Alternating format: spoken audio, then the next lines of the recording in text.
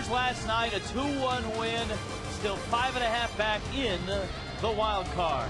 Hi everybody, Rich Waltz along with Tommy Hutton. It was a big start for the Marlins, a start of the homestand, start of the series, get the win. I know the Rockies are red hot and they won last night, Tommy. I think the moral of the story for the Fish, don't worry about what everybody else is doing, just win games. Let us worry about that stuff. We can check in on those other games. But the Marlins right now, individually, they just have to take each game of this homestand. We kind of pointed that out last year about the homestand with the teams they'll be playing. So just take it one at a time. I know it's an old cliche. Don't worry about the other teams. There's an old cliche that goes this way. There are some pitchers that against some teams just have great records. And for Josh Johnson, the Mets, that's the team. You know, for some reason, he has matched up well against the New York Mets. And think about it, a lot of their lineups have been packed with some all-star players like a David Wright and Delgado and Reyes and many, many more. Now, JJ, 2-0 in 3 starts this year. In his career, 6-0 with a 2.05 against the New York Mets. Coming off an outing in Houston, he went just 4 1/3 innings, gave up 7 hits and 4 runs. Had a little trouble with his slider. The release point wasn't quite where he wanted it. But right now, he goes up against Mike Pelfrey, a sinker ball guy. 2 big, tall guys who go after each other. Pelfrey has allowed just 9 home runs this year. Hasn't allowed a home run in his last 5 starts. Don't try to take him deep. As you saw, his numbers against the Marlins aren't all that good as well. So it's the Mets, it's the Marlins, it's game 2. Just keep winning. That's what the Marlins are trying to do tonight. Roster move. Nick Johnson finally on the disabled list. Craig will bring you up to speed when we return to Landshark Stadium. Heads up.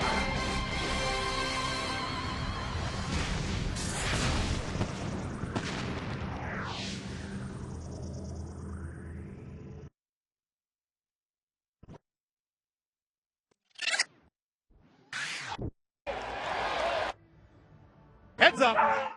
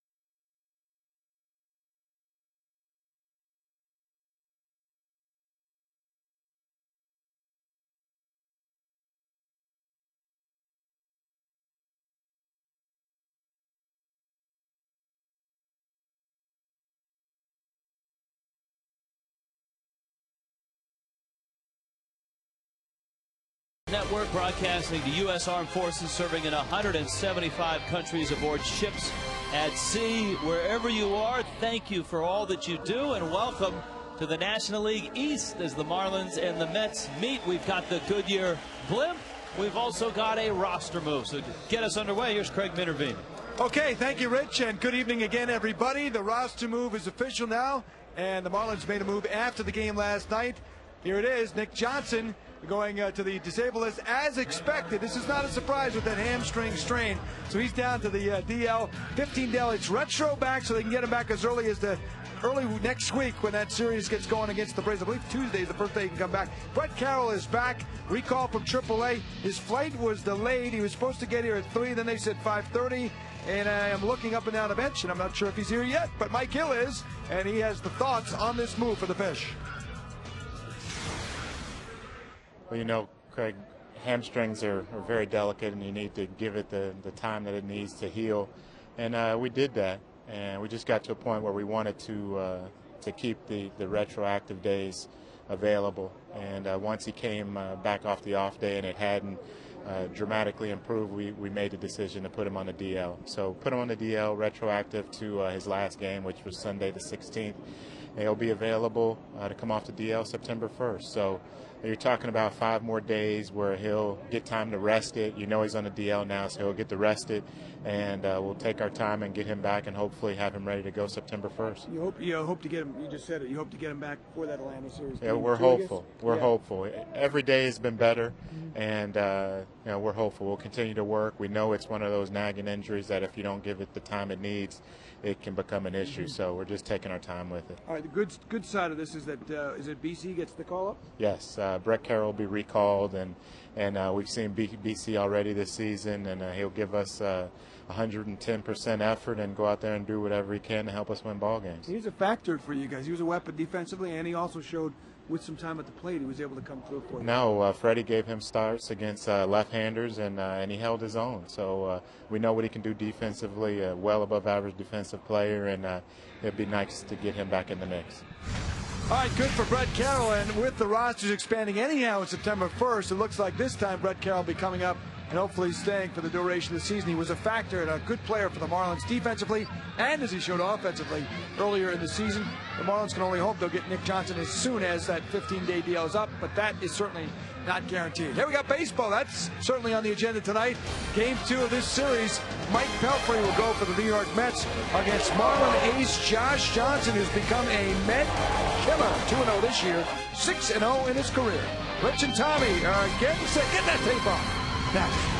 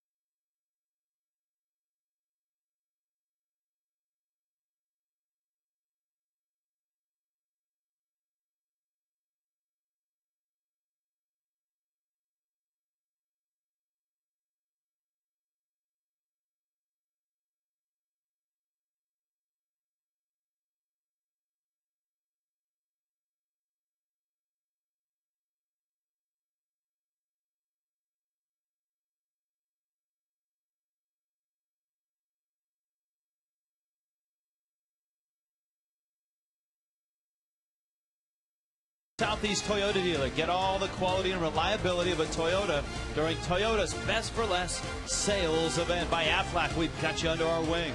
And by KFC and the new Kentucky Grilled Chicken. Unthink and taste the unfried side of KFC. Some issues out there in right field. Some of the padding on the wall here has come off. I don't know if Brett Carroll has launched himself into the wall again, but they're trying to reassemble the door and reassemble the padding. So the start of this game is delayed a bit. Rich Waltz along with Tommy Hutton. Nick Asuki brings you our weather. Come play our way. Oh, anytime you get the power drill out, that's always fun. Got the power drill going. There we go. 86 degrees. 69% humidity, and Kenny Lee tells us Goodyear blimp overhead. Those are live shots, folks, from the Goodyear blimp. Our friends at Goodyear, so good to us on the fantasy auction and during our telecast. There it is. Look at that. Now that's art. Jim Hawley, our director, is an artiste. He's got the moon, he's got the blimp, and he's got the Mets lineup. And the Mets lineup. How can you top that? Working hard. All right, here come the Mets. Meet the Mets, greet the Mets. Angel Pagan, Louis Castillo, and Daniel Murphy. Jeff Francoeur is going to hit cleanup. Gary Sheffield left with back spasms last night, and he's not in the lineup. Corey Sullivan, the former Rocky, is in left field. Fernando Tatis is at third base. Brian Schneider is in the lineup for this one. Anderson Hernandez at shortstop. And Mike Pelfrey is on the mound. Well, let's just hope they don't have those minor fence delays at the new ballpark. As Josh Johnson has a little extra time, maybe a couple of minutes. It looked like he was ready to go, and then he took a few more warm-up tosses. But we've talked about his success against this New York Mets team. 6-0 in his career with a 2.05 ERA. At home this year against everybody, he's had a great record at home. ERA a little over 2, and he's 6-1. And both of these starters have seen the other team a lot this year. JJ makes his 4th start against the Mets this year. He's 2-0 in 2009 with a 2.45 ERA. Here is Pagan. He's got a 10-game hit streak. He was 1 for 4 last night. And JJ fires in a strike. Mike Riley, veteran umpire, good umpire behind home plate, with Marvin Hudson, Angel Hernandez, and Lance Barksdale out there as well. That's off the plate. And the count is 2-1. There are certain things, and we've talked about and chronicled all the injuries to the Mets, but it has opened up opportunities for guys like Angel Pagan. A fly ball left field. Coughlin is over and there, and he makes the catch. Here come the Fish defensively. Take a look at the defense tonight for the Marlins with Coughlin, Ross, and Hermida in the outfield. You'll see no changes in the infield. A couple of great plays by Ross Claude last night. Ronnie Paulino will be behind the plate. He'll handle JJ. In an emergency, John Baker could play, and we could even see him as a pinch hitter later in the game. Louis Castillo, former Marlin, takes a fastball for a strike. The ironic thing is that all the injuries that the Mets have had is that Louis Castillo is still healthy. If you were going to guess at the beginning of the year what Met player might break down, you might guess Luis Castillo. I know. And here he is, and he's going strong, and he's been extremely hot since July 1st. Yeah, Castillo, as you pointed out last night, well over 300. The last homestand, he was close to 500. And he bounces a 2-hopper Uggla's way. Dan throws him out, and a good start for JJ. Well, never in his wildest, I was going to say dreams, but nightmares, would Jerry Manuel have thought of all the injuries that have plagued the Mets this year. Sure, he didn't think about Daniel Murphy, his number 3 hitter, here in the month of August. Well, I mean, Daniel Murphy has hit in every spot in the order. He even hit 9th in the American League in the interleague play. He's hit 9th, so every spot in the order he's hit. And he finds himself 3rd right now. You know, the amazing thing about all the injuries, even the youngster Fernando Martinez got an opportunity, but he too got hurt and is on the disabled list. 1-1. Sawed him off, and it's dumped into left field for a base hit. So the kid from Englewood High School in Jacksonville, Daniel Murphy, with a base hit. He's 24.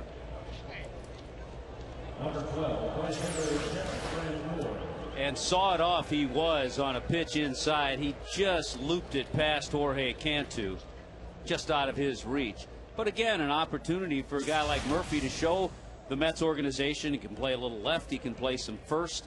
Remember, he was a second baseman too at one time. Here's Jeff Francoeur, and I think he is opening some eyes as well with the Mets. Of course, Ryan Church and Francoeur traded. Francoeur had struggled in Atlanta the last season and a half. But you look at his season numbers and the fact that he's hit .310 with 24 RBIs in 24 games as a Met. High pop. Uggla makes the catch. JJ off to a good start. Marlins get their first swings when we return.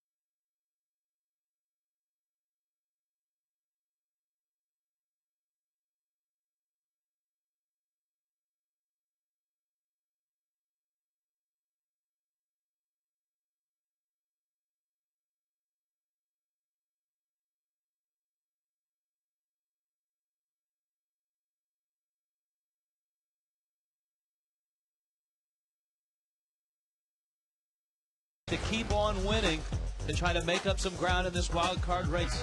Chris Coughlin is in left field. Ross Gload at first. Hanley Ramirez in short. Jorge Cantu is the cleanup hitter. John Baker's back, still a little bit sore, so Dan Uggla's going to hit 5th, Cody Ross 6th, Jeremy Hermida 7th, and Ronnie Polino gets the start in front of Josh Johnson. Yeah, it's amazing. The 25-year-old right-hander Mike Pelfrey won his first major league start. That was back in July of '06. It was against the Marlins. And the Mets scored a lot. He won that game 17-3. However, he's not beaten the Marlins since. He's 1-5 against the Fish with an ERA over 5. Lots of sinkers and everything pretty much the same speed. This is a good matchup, I think, for the Marlins. Just have to make sure he brings the ball up. You see the dive on that pitch right at the knees, a strike to Coughlin. Chris 1 for 4 last night. Enjoying his month of August. He'll always remember this. Thinking back his rookie season, the August that he's had, 37 hits among the major league hit leaders. Hanley at 39. Derek Jeter's having a great month. His name is up on that list now. It's a foul ball, as it was just hooked foul. I think to put that into perspective, Hanley has 39, as you mentioned, a chance to have 40. It would only be the 3rd time that he's had a month of 40 base hits. So here's Chris Coughlin with an opportunity. 3 more hits, he'll get to that 40 mark. And Coughlin's hit 381. Hanley has hit 429. Jeter has 38 hits, so he's sandwiched between Hanley and Coughlin. Joe Mauer is right up there as well. Coughlin rips that one. Murphy makes the play and beats him to the bag. Tough to hit it much harder than that. No, you really can't. The only problem, you just can't guide it. Look at that special look from our special camera. And that was a look at one of our special cameras. We've got a high center look. Last night we had the Conine cam behind home plate. Tonight we've got that high center look. And of course we do have the blimp as well. Here's Gload. Ross takes a slider for a strike. A couple hits last night. Some big defensive plays. He checks in at 260. I think it was good to see. This is an off-speed pitch. Pelfrey doesn't throw too many. He probably will do that more against the Marlins than against other teams. But you mentioned Derek Jeter. He's 5th in the American League, hitting .334, and in my opinion, a real candidate for the MVP in the American League. Everybody seems to always talk about the power guys, the Mauers, the Renaults, the Teixeiras, but a guy, Miguel Cabrera, got a good chance in that American League MVP. But a guy like Derek Jeter is one who holds that club together. And of course, Jeter and the Yankees on a terrific roll right now. Gload, Murphy makes the same play. And Pelfrey is over there to get it. Well, they tried him once, they tried him again, and Daniel Murphy making a nice adjustment over at first base. 2 nice backhand picks. This time he had to flip to Pelfrey to get the out. So 2 lefties have hit the ball on the nose, but they've been picked by Murphy.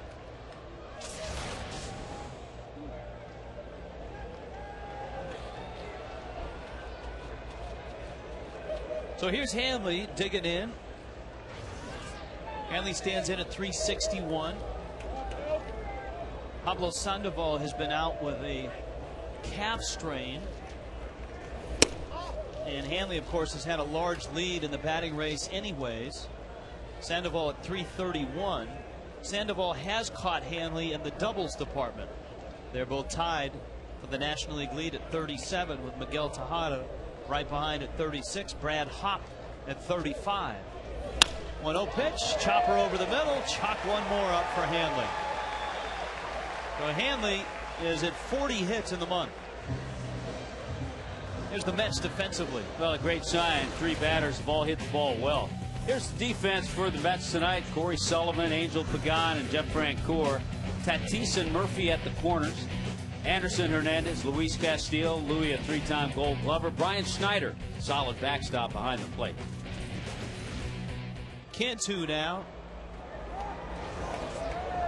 Last I saw, Jorge's team from Reynosa, Mexico, was winning in the Little League World Series today. Well, before he had to go out on the field for pregame activities, hitting and fielding, he had that game on, close eye on that game in the clubhouse.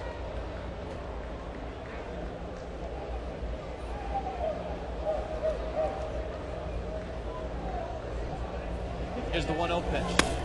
He's down low. One of our camera operators, Bill Brennan, worked the Little League World Series, and he was there when the Mexican team got the call from Jorge Cantu. And Bill, who operates our RoboCam, said that the entire team just lit up. So that was quite a sight, all surrounded around listening to Jorge Cantu.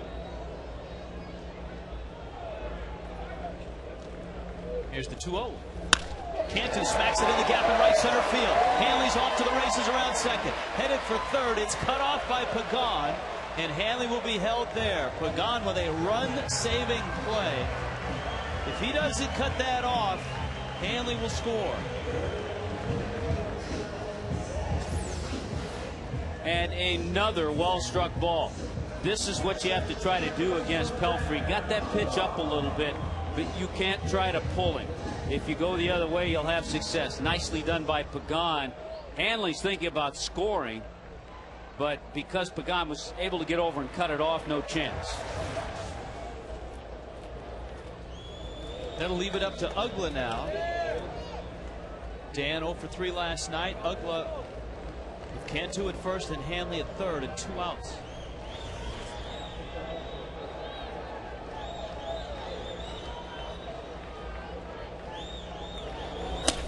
Breaking ball in the dirt. Schneider picks it up. You mentioned Derek Jeter and the Yankees. The Yankees have a 6-game lead over Boston. And of course, if you're a Met fan, what torture this must be. Not only to see your ball club decimated by injuries and down in the standings, but to see the Yankees blossoming and clicking on all cylinders headed towards September. Yeah, the club on the other side of town in a new ballpark also with 78 wins.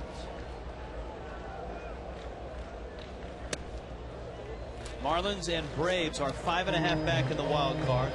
The Giants are 4 back. The Rockies the wild card leader.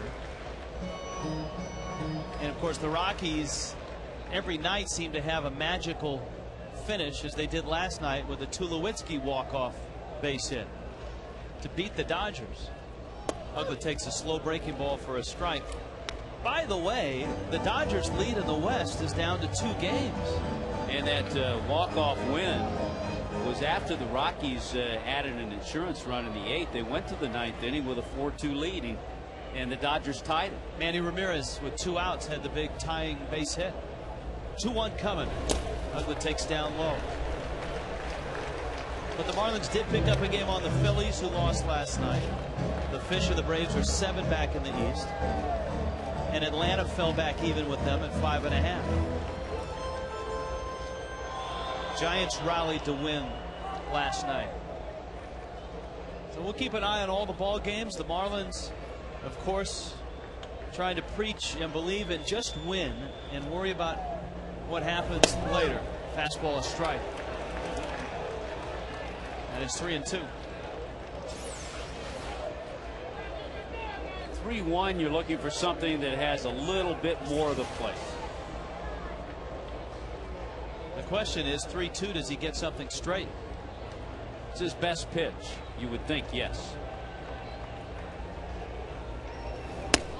And he missed outside. Ugla walks.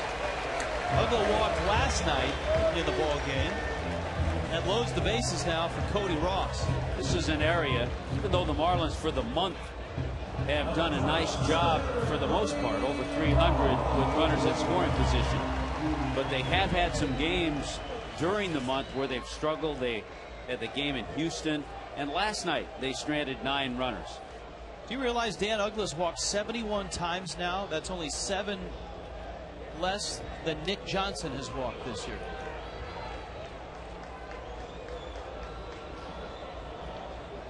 Ross, 3 grand slams this season.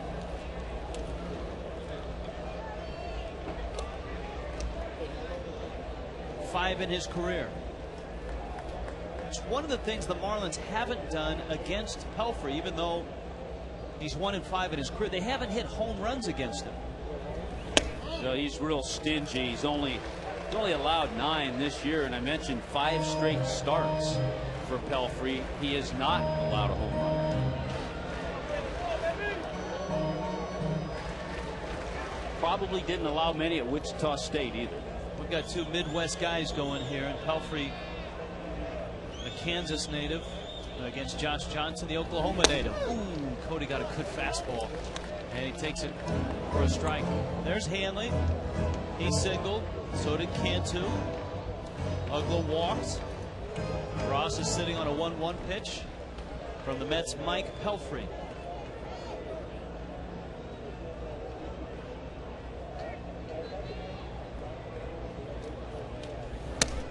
I know that the Rockies are so tough at home, and they play a slew of home games here to the end of the season. But very quietly, the Marlins have become one of the best home teams since late June. Since June 20th, the Marlins are 20-8 in this ballpark. And a nice home stand. Got off to a good start last night. Here's the 2-1. So it could come down to an interesting finish for the Rockies and the Dodgers, because the Rockies play the Dodgers 3-game series in LA, the final 3 games of the year.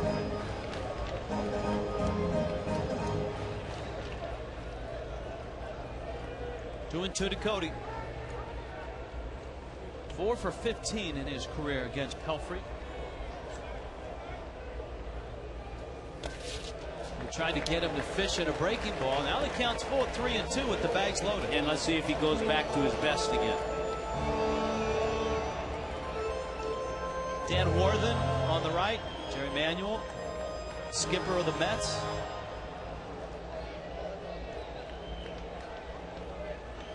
Of course, he replaced Willie Randolph midseason last year. This is 2nd year. 3-2 coming. High fastball. We'll do it again at 3 and 2. You know, the Mets, after Jerry Manuel took off, played well. They went 55 and 38. It was that last weekend of the season that most Mets fans remember.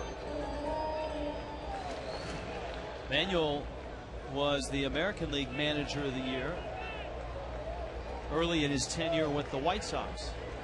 In 2000, they won the American League Central, won 95 games. 3-2 coming again, and Cody fouls it off again. Interesting watching Pelfrey, because we have seen with 2 strikes, a number of pitchers will try to go up with fastballs to get Cody Ross. Now, that's not Pelfrey's strength. He has a pretty good fastball, but his strength is that sinker down. But Cody's a better low ball hitter. So he's tried 2 fastballs up, and Cody's fouled each off.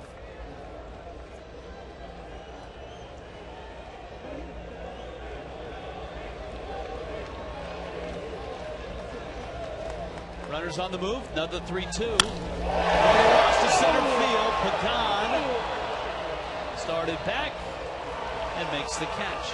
And the Marlins leave him loaded. We've played 1. There's no score.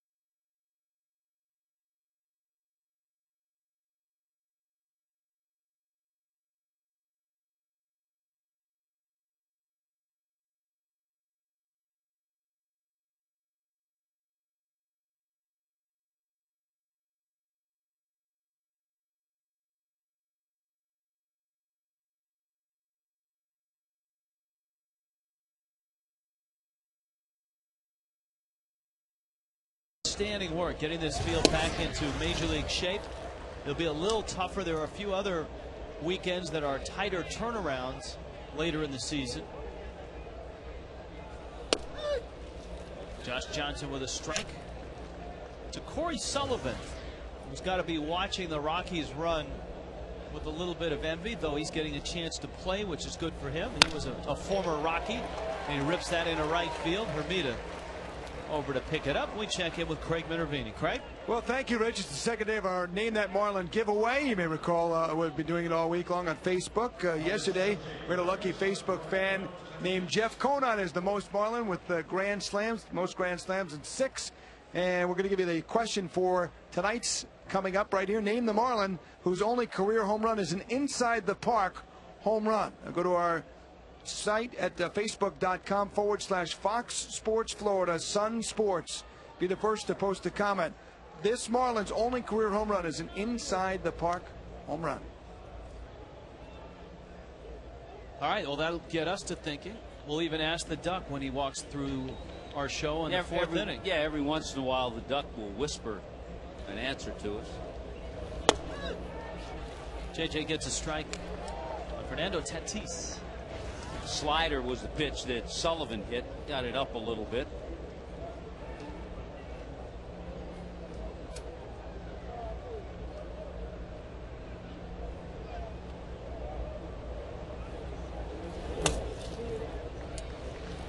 Talked to Mark Wiley a little bit about the difference in Josh Johnson last start compared to that tremendous start against the Rockies.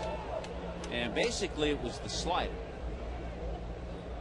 That in the start against the Rockies, he could put the slider wherever he wanted. And that wasn't the case against the Astros.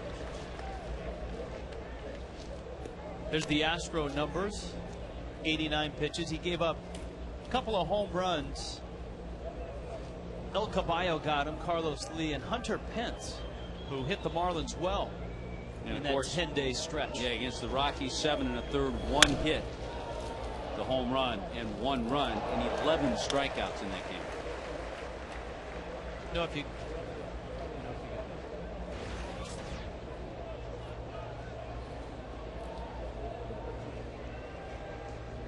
Tim Redding, Anibal Sanchez. Remember, tomorrow's game is an afternoon game. And so we're having lunch with Craig at 1 o'clock. Marlins live at 1:10. Or excuse me, Marlins live at 12:30. Game time is 1:10. All I know is we're supposed to be here about 10 o'clock. And from that point, you just tell me when to get here, Rich. From that point, we just follow orders. Yeah. Lead us around. Give us an itinerary for the road trip.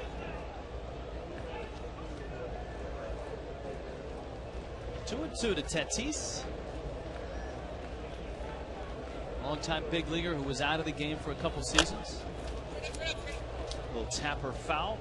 These, by the way, are very important starts for Josh Johnson, not only for the ball club but for himself. He's already exceeded highs in innings pitched, and of course coming back from Tommy John surgery, Freddie, Mark Wiley, to keep a close eye on. I think every ball club in baseball, when you've got starters like Johnson and Volstad, Velasco, starters that are young as opposed to a Carpenter, guys that have been through it, Halladay, you know, guys that have a track record. Javier Vasquez, a good example in Atlanta. Every ball club that has a young starter is being extra cautious when you get to the month of September.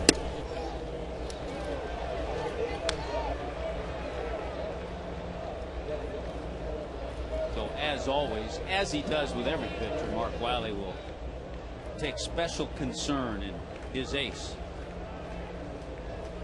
Runner goes on the 3-2 pitch, which is line fair. Into the corner it goes. Sullivan is racing for third, and he's going to score. Fernando Tatis has driven in the first run for the Mets.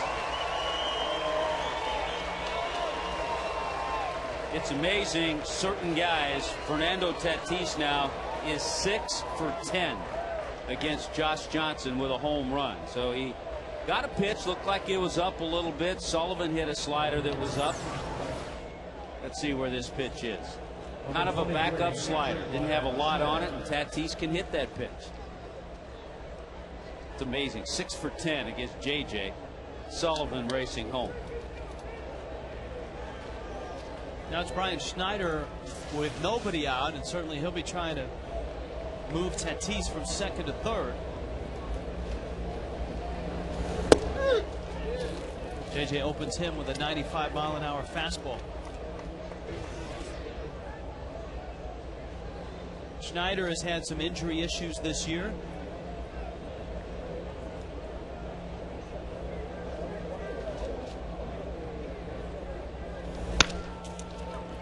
And he does move the runner up. Float flips to JJ. Now Tatis is at third. Braves will finish this homestand with a Monday through Thursday series next week. It starts the 31st of August, ends on the 3rd of September. All 4 games are at 7:10, and the series is presented by visitorlando.com.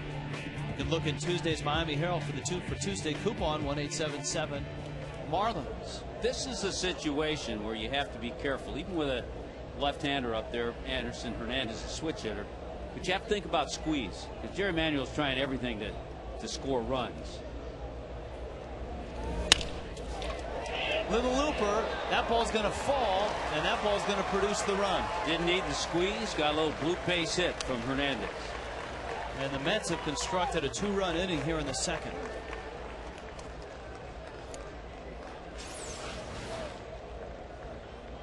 Again, not hit all that well. Remember the bloop that Murphy got. This one a little bit off the hands and shallow enough that Chris Coughlin couldn't get to. So it's Pelfrey with 1 out. Let's see if he's bunting. Marlins expect so. Pelfrey takes a strike. I said it last night that seemingly every day the Mets lose a player. And last night Gary Sheffield went out with back spasms. And today Oliver Perez, who had gone back to New York to be examined, had his season ended. He's going to undergo surgery for tendonitis, patellar tendonitis in his right knee. You know, we talk sometimes about how hitting can be contagious. Get a bunch of guys hot. Pitching, same thing. With the Mets, its injuries have been contagious.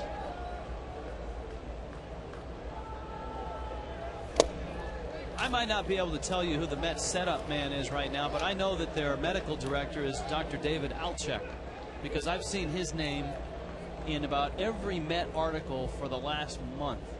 Well, their setup guy was J.J. Putz. Well, I know. That's but why he's on the disabled list. Because he just saw Dr. David Alchek. Putz is an interesting guy in a sense that the Mets brought him in to help set up K-Rod, and he's injured, and he's got an option next year for $8.6 million. They would have to buy him out, but not at that price. $8.6 million next year might be a little steep for a setup man in J.J. Putz.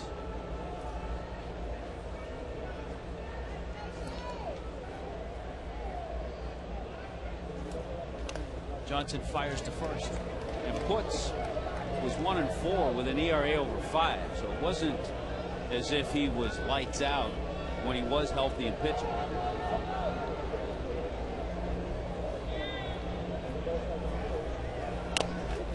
Pelfrey's bunt. Nice job by Paulino to get the out there.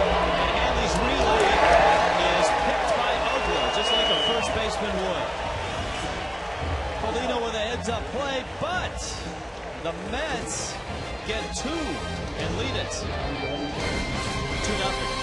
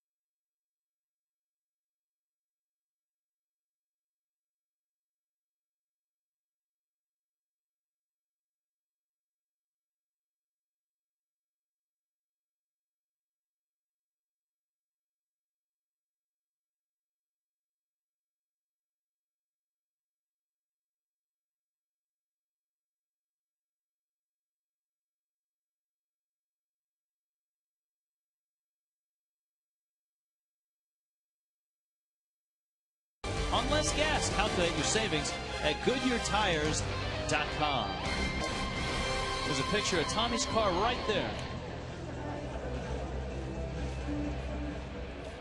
Our thanks to the folks at Goodyear. Up above, Mike Pelfrey, who, as we've noted and documented and beaten into the ground, is just 1-5 against the Marlins, but now has a 2-0 lead. Marlins left them loaded in the first. That's got 2 in the top of this inning. Hermida, Paulino, and JJ against the big, tall righty.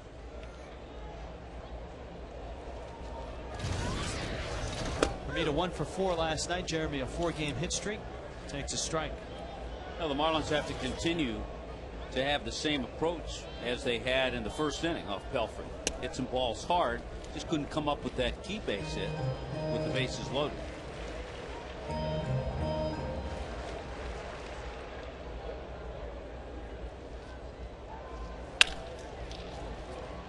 Hermida slaps one to Hernandez, who throws him out. One of the, I guess, things we'll be waiting on tonight is Brett Carroll. Here he is. His flight was delayed a couple of times. He was to be here before batting practice. Then batting practice arrived, no BC. See, when you get sent down to the minor leagues, you don't care if your flight's delayed. Right. Well, the flights are usually you don't on care time. if it's canceled. It's only when you're called up. That's when you called up. That's when you care. So BC is here. If you haven't heard, Nick Johnson placed on the disabled list, retroactive. Marlins are hopeful that by this weekend he'll be ready to go. Paulino sneaks one down the line. This could be interesting. The caveman around first. He's not even going to try it. He knows Francoeur has got a very good arm out in right field. And so he'll settle for a single. He knows Francoeur and he knows his own speed. Good approach, good swing with Murphy playing off the line. No chance to get this.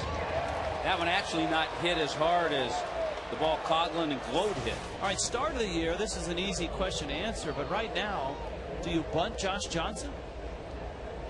I think at this point in the game, yeah. You'd like to. You'd like to see him, if he does and he's successful, then set the stage for Chris Coghlan to drive in a run. I'll tell you what, though, the Mets infield very aggressive. Luis Castillo vacated his spot early. The corners were in. JJ squares the bunt, and he takes a strike, a low one. And it's 1-1. The other thing about JJ, yes, he's hit some home runs, but Josh Johnson has struck out 30 times in his 40s. It's all or nothing. And he's also shown that he can bunt pretty well with 7 sacrifice bunts.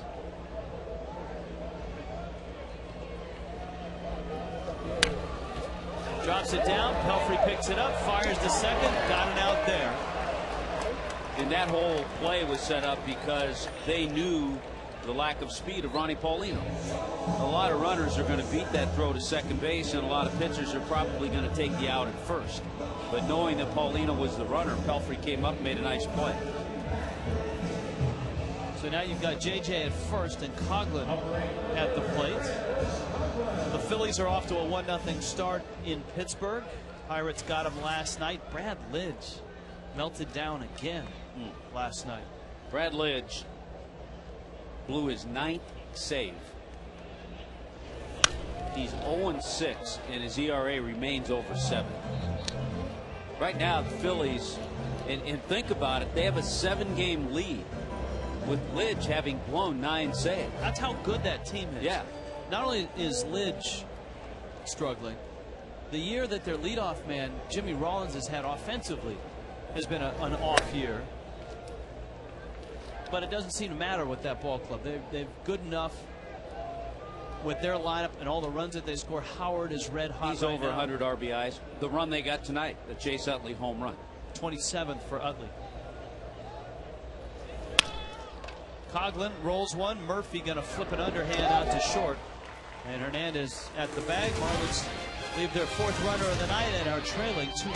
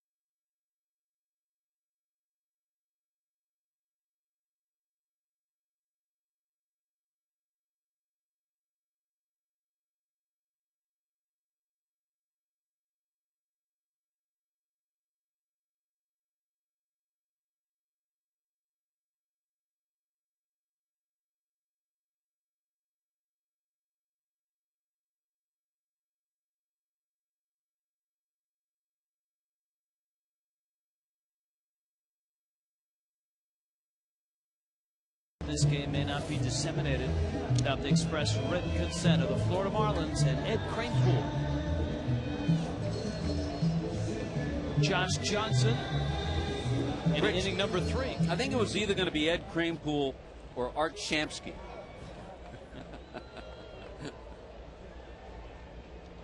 It's hard to find obscure Mets because they play in New York, and so yeah, even the obscure guys are well known. Even the original Mets or the '69 Mets. And Al Weiss. Angel Pagan, Louis Castillo, Daniel Murphy in the 3rd against Johnson, who proved mortal in the 2nd when he gave up a couple of runs. It's a foul ball down that first baseline. The Braves have scored first against the Padres tonight, 3-0 Atlanta. Brian McCann providing those runs with his 17th homer of the season. That Philly lead is now 1-0 in the 4th. Everything else in the National League starts later tonight, including the Rockies and the Dodgers. Marlins are hoping that South Florida's Josh Fogg will get knocked around a little bit. I know it's harsh for you fans out there that like him, but the Marlins need a Dodger win. Randy Wolf is out on the man. Although, you know, wait around another 2 or 3 days, they may be pulling for Dodger losses rather than Rocky losses, because if Colorado wins the next 2 games of that series, they're tied. They're tied.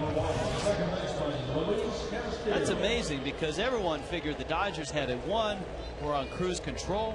They have issues right now in their starting rotation, and the Rockies have played 30 games over 500 going back the last few months.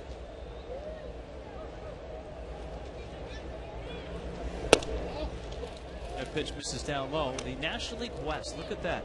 Giants are 6 back. Arizona and San Diego.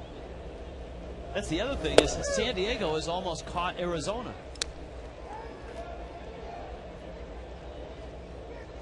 The firing of Bob Melvin didn't seem to be the answer for the Diamondbacks.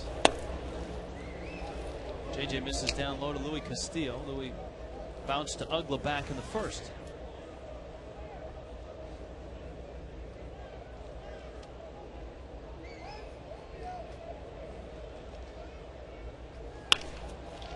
That is a patented Louis Castillo swing as he slices it through the infield for a base hit.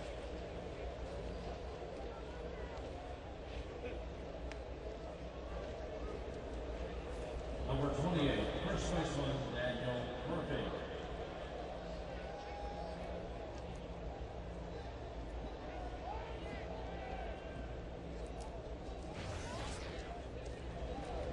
Daniel Murphy single back in the 1st.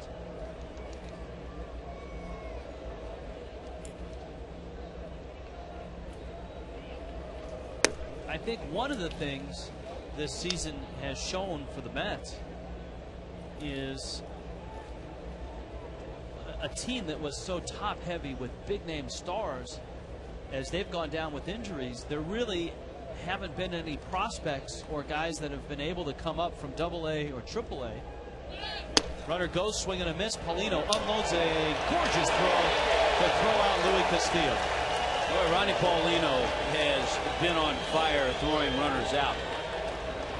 15th runner he's thrown out. He's over 25% now, and he just came up and fired a perfect strike to Hanley Ramirez. So good job by Ronnie Paulino. He also has himself a base hit tonight, and that's something that Josh Johnson needs, because he doesn't look like he has his best stuff out there tonight. So you'd like to see some good defense behind him, and certainly the offense pick it up and give him some runs.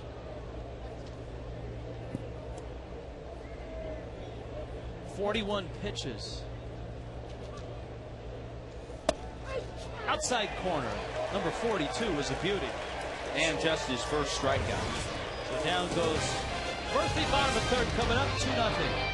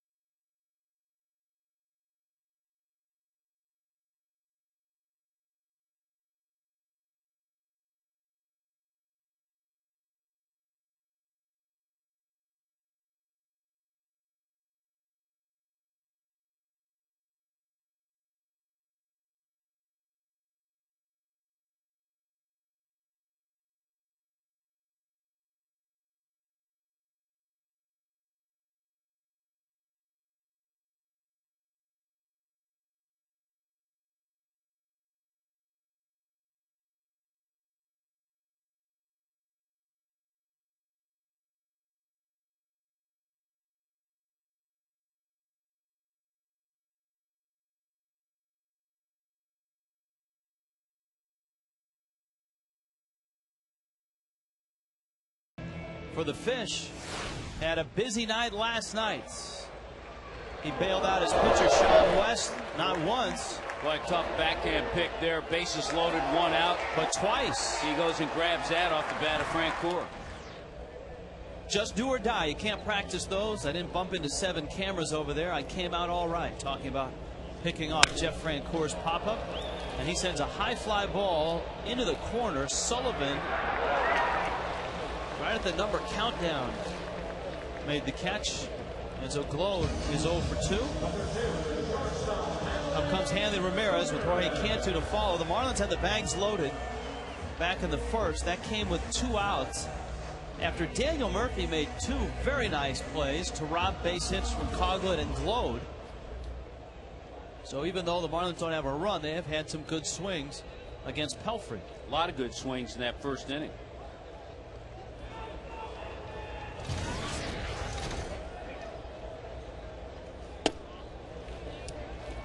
Hanley takes outside, a base hit, and Hanley's average up to 363.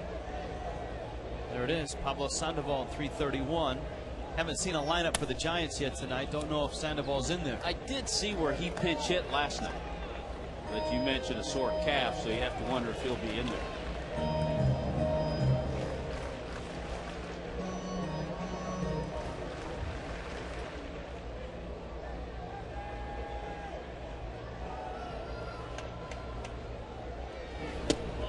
The odd thing about Pelfrey being 1-5 against the Fish, the Marlins have over 100 at bats, roughly 103, 104 at bats against Pelfrey. This lineup, and only 1 home run in the whole bunch. That's how he keeps himself in the game. He keeps the ball in the ballpark. And lots of ground balls. Last year he tied for 2nd in the major leagues, inducing 29 double plays. And Hanley is the only guy in a Marlin uniform to homer against him. Boy, he's buried 2 really nice fastballs right at the knees.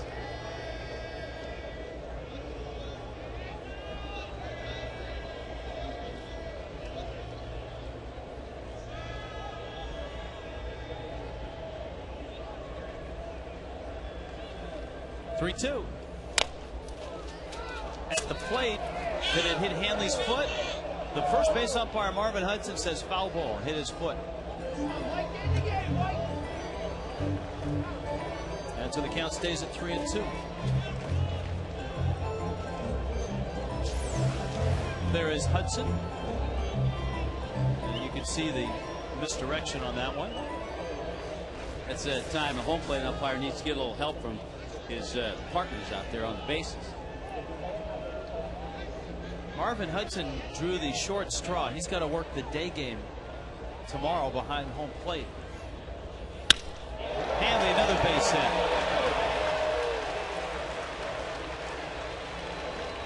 I'll tell you what, Hanley's doing his part. He's making this hitting thing look very easy. and he came into the game not with a great average against Pelfrey, but 2 solid base hits. 1 up the middle, 1 to right field. How many times have we talked about that? Just recently, the other night, I remember he had a 3-hit game. 1 to left, 1 to center, and 1 to right. 4 for 23 coming in against Pelfrey, so he's added to that. Cantu now drove it into the right center field gap. His first time up, and he drills it down the left field line. It's hooking. Foul.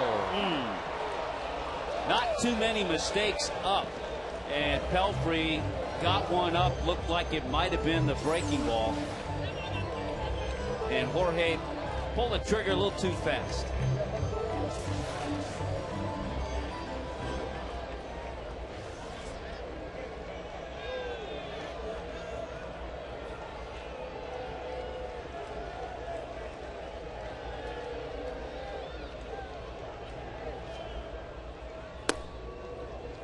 We saw that look from behind home plate. This is the Blimps look at the foul ball. That's a very steady hand. You know, Major League Baseball may want to incorporate that for their replays. Have that shot from the blimp. You know, that's a good question, because Major League Baseball does take all camera angles that are available. There goes Hanley on the run. Schneider got a short hop, and he has no chance to throw out Hanley. 24th stolen base for Hanley. Tell you what, Brian, Schneider made this a lot closer than it should have been, that because of the pitch that he got. But Hanley still with that good instinct, good quick straight on slide, just beat the throw. As I understand it, in the offices in New York, Major League Baseball has the feed from both the Mets show, the Marlins show, and they take all of the camera angles and they're able to record those and look at them. So I'll bet you if the blimp shot had a definitive look, they might use it. Schneider coming over, looking up into the rain, and he drops it. He's got two things there. He's got the rain and he's got that. And we've talked about these dugouts. There's no railing, and the roof is coming up, and you're not sure when the roof will arrive. If there's a railing, you can kind of go down into a little bit of a slide, or you can feel and touch.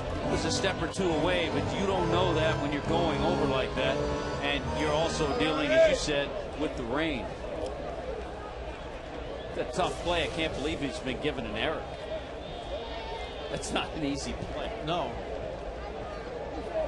It's a very tough error. Hanley's at second. Cantu takes outside. The count now 3-2.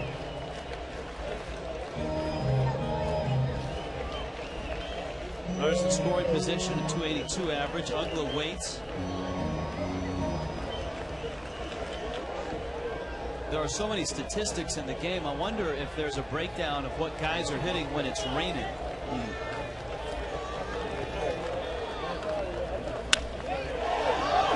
Cantu off the end of the bat, but gone.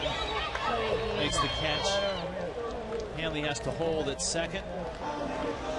And here comes Uggla. Fish fried in the 28th. The Padres are here at 7:10. Maybe the Friar will make an appearance. And it's all you can eat seat night.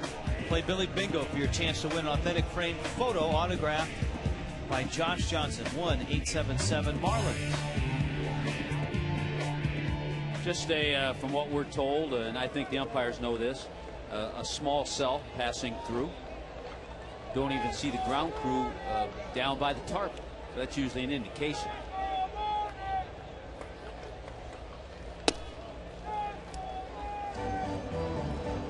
Gumphrey misses outside to Uggla. Dan walked back in the first.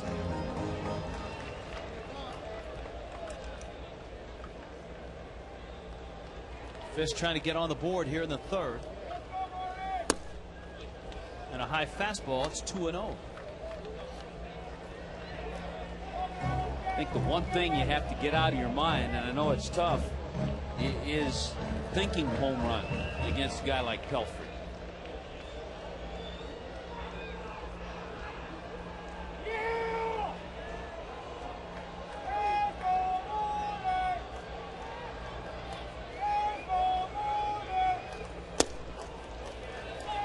Well, he's not giving Uggla anything to hit right now. It's 3-0. Yeah, he's had trouble throwing Dan strikes. He walked him back in the first inning.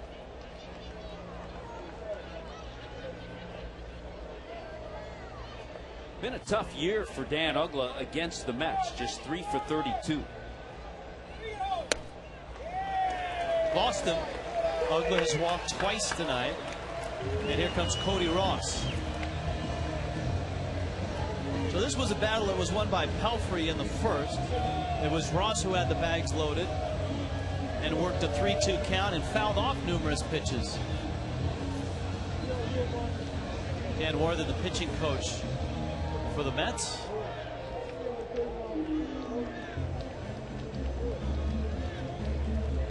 You think about this matchup, Pelfrey and Cody Ross, there is a bit of history, I guess you could say. Go back a few years. Cody not too pleased at being hit by Mike Pelfrey. Phil Cuzzy in the middle of things. As is Wes Helms, trying to keep Cody from getting into more trouble.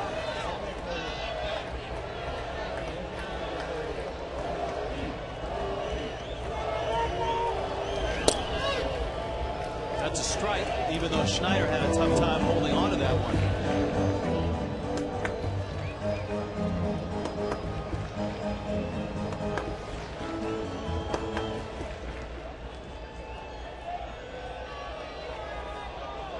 Hanley's at second. Uggla has an enormous lead at first. And Cody smacks that one in the corner. Hanley is going to score. Let's see if Uggla got a good enough jump. Porter's going to send him. Francoeur's throw is cut. Relay, not in time. And Tommy, it was the big lead that Uggla had that got him started, that helped him score. That's a great tip for youngsters. Even though nobody's paying much attention to you, first baseman's way back.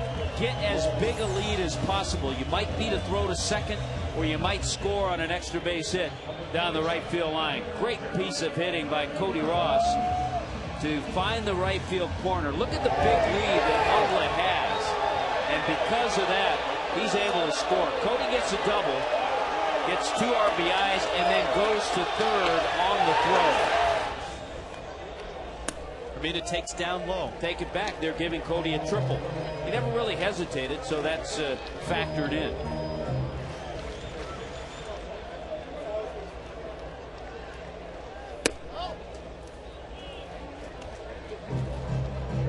Belfry right now upset with himself. That's got to be sweet for Cody. Get a little revenge off a guy that hit him, and I believe has hit him a couple times. Cody may have known that we showed that. We just showed him. We got him fired up.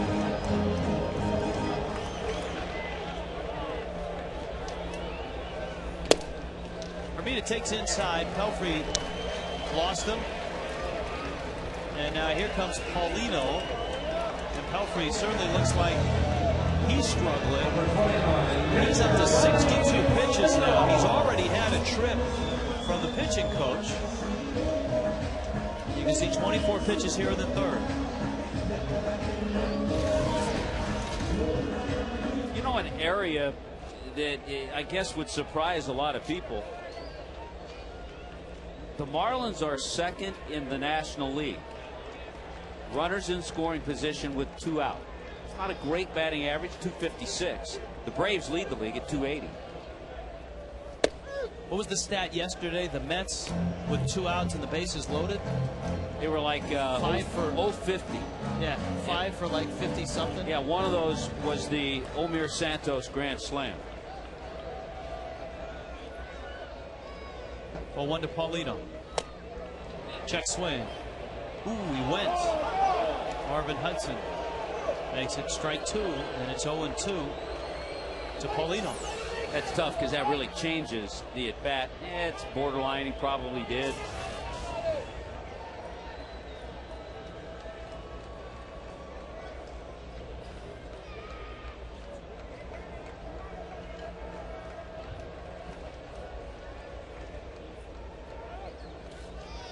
Belfry making sure that Hermida's not going anywhere. Sometimes you'll take a chance on this with 2 out. Send the runner, maybe gets in a rundown.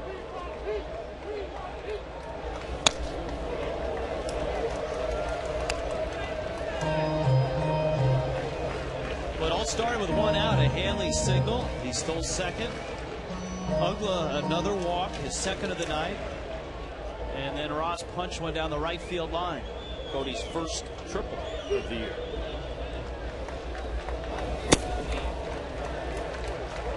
And Pelfrey, who was out in front 0-2, has run the count to 2-2 now.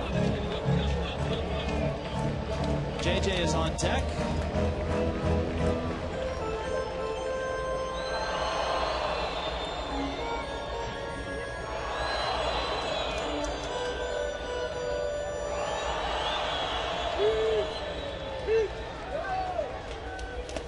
In the dirt.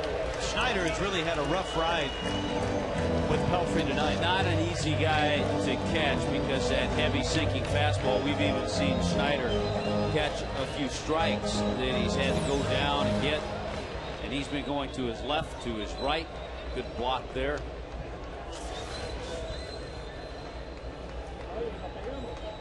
Pitch number 30 in this inning. Hermida will be on the move. The 3-2 coming. He got a slider. One of the first times tonight in a jam that he's gone to his secondary pitch as opposed to the sinker.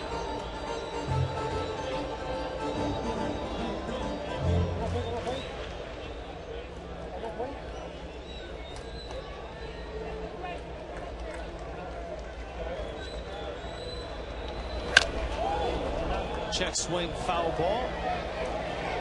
Paulino is grinding out of the bat. Mets got 2 in the second. The Marlins have 2 here in the bottom of the third.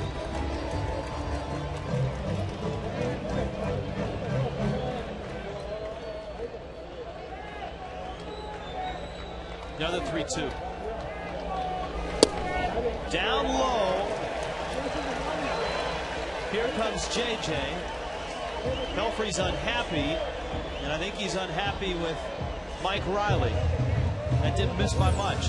No, it had the play, and I'm sure Mike Riley called it low, but he's gotten some strikes like that in this game. But probably a little low. You saw Schneider snap the glove up, as good catchers will do. They'll try to buy that strike, and here's JJ. Goes after the first pitch and taps it out to second. Castillo makes the play. JJ is out. Marlins settle for 2 on this swing by Cody Ross.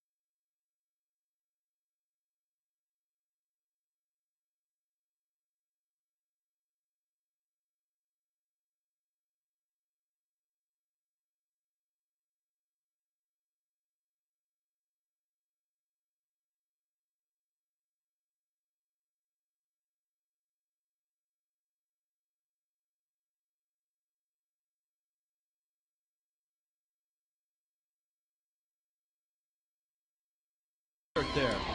Guy's been to the gym a few times. Yeah, he has. Yeah, he has. A few times. Cody Ross with a 2-run triple. And into the 4th goes Josh Johnson, Francoeur, Sullivan, and Tatis. Jeff Francoeur is a rarity. He is one of the few ball players ever to be traded to a New York team and probably feel less pressure playing in a New York uniform than he did in the uniform that he was in Atlanta. Yeah, it is amazing. He's actually flourished too for the Mets. 40 games, he's hit over 300, 310.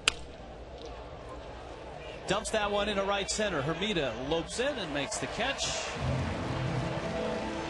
That's right, we had to say hello to the Duck if he comes by tonight. Hello, Duck. Only 2 Met first basemen have earned all-star status. Who are they? Only 2 Mets first basemen. Well, Ross Glode's hero growing up. Got to be. One of them has to be Keith Hernandez. And that was Ross Glode's hero growing up. You would have to throw in, I don't know, this is just a guess, you'd have to throw in a Carlos Delgado.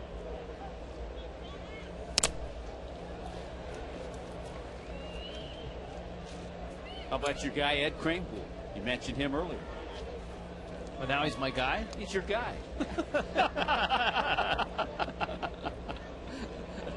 I think he's Craig's guy. Him and Tommy Agee. He is my guy, absolutely. 1-1. Eddie Kranepool. How about Don Clendenin? Number 7. Remember Eddie? We talked to Eddie last year at the Mets Marlins finale there. He was upset because he's a big golfer, Tommy. And he was playing the famous TPC course in the Jacksonville area. Jacksonville, is it yeah. Ponte Vedra? Oh, yeah? And he waited the whole time to play on that island green, and the group in front of him was so slow, he had to leave at the 16th hole to catch his ride to the airport to get to Shea Stadium for the festivities. Never played 17. Here's the 2-2.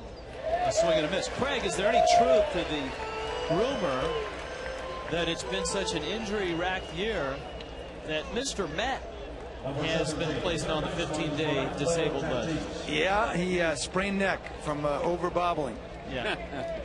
But he's playing through it, though. Well, I was told that tomorrow he'll start bobbling off flat ground. I think, guys, they're over $94 million now on the payroll that is on the DL. Off the wall, Coughlin played it beautifully. And Tatis, who had an RBI double in the second, is held to a single. 7 for 11 is Fernando Tatis now off Josh Johnson. Of course, if he keeps getting hanging sliders, that'll even go a little bit higher. Here is that list of injured Mets with Beltran and Delgado, John Maine. Now, there are some veteran guys in there as well, and we haven't been able to update. We have no room. Oliver Perez. And to put Santana on there. Johan Santana. I don't think you can put Gary Sheffield on there yet because he's not yet on the disabled list. The Mets payroll all told is $150 million. As Craig noted, the large number of payroll dollars on the disabled list. So in essence, I mean, you would say this would be a hard sell to a Met fan. I know where you're going. See, the parity now in salary with the team that the Marlins have out there and the team that the Mets have out there. Mets still have a larger payroll. Yeah. They're at about $60 million, while the Marlins are at about $40 million. So there you go. That's just for Marlins fans to put in the back pocket and load up if you encounter Mets fans. Yeah, I got to be honest. I'm impressed that you really haven't piled on. No, I haven't. I understand.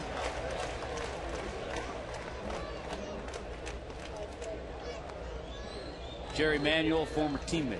So I know Jerry for a long time. Not been an easy year for him.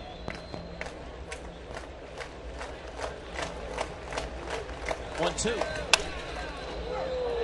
Brian Schneider sneaks a ground ball into left field.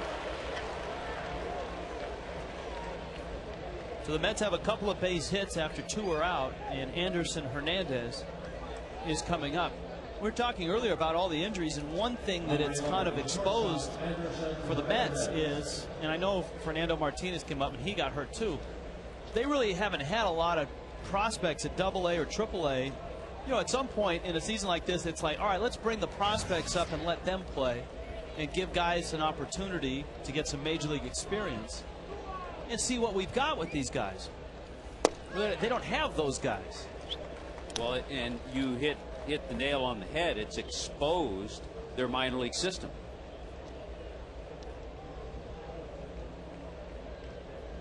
Well, the Mets have 7 base hits. The most hits allowed in a game this year by JJ, 9.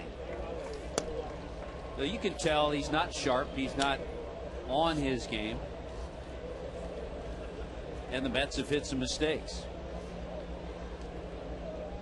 1-1 to Anderson Hernandez.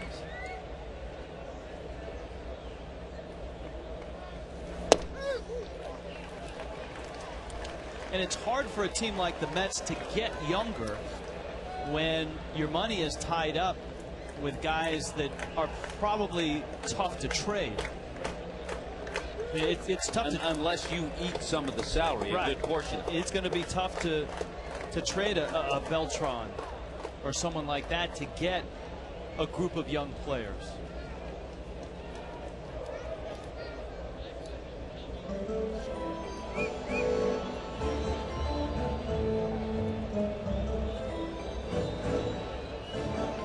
Freddie wants to make sure everybody's on the same page.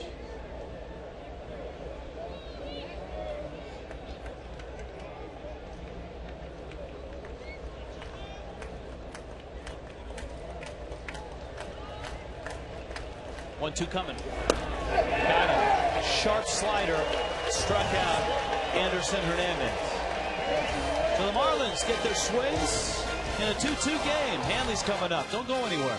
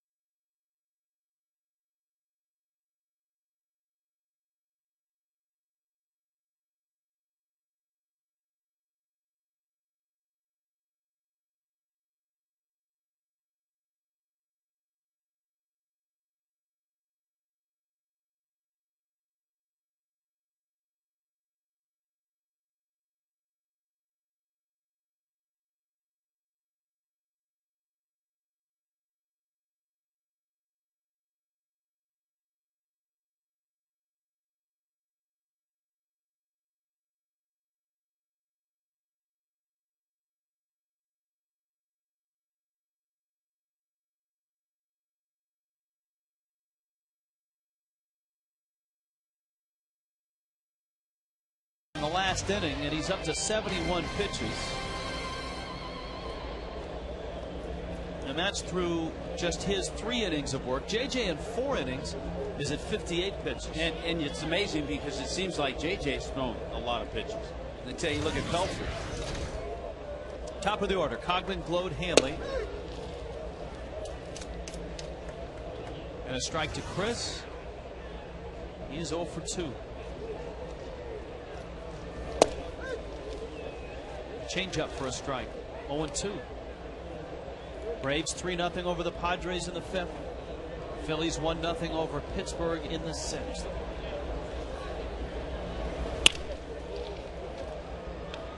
Out towards Castillo. 1 out. Cue the duck.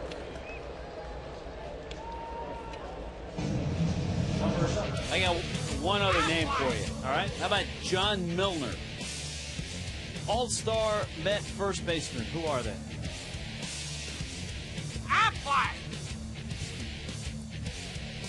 Ed Kranepool. There you go. My guy. And Keith Hernandez. Ross Glode's guy.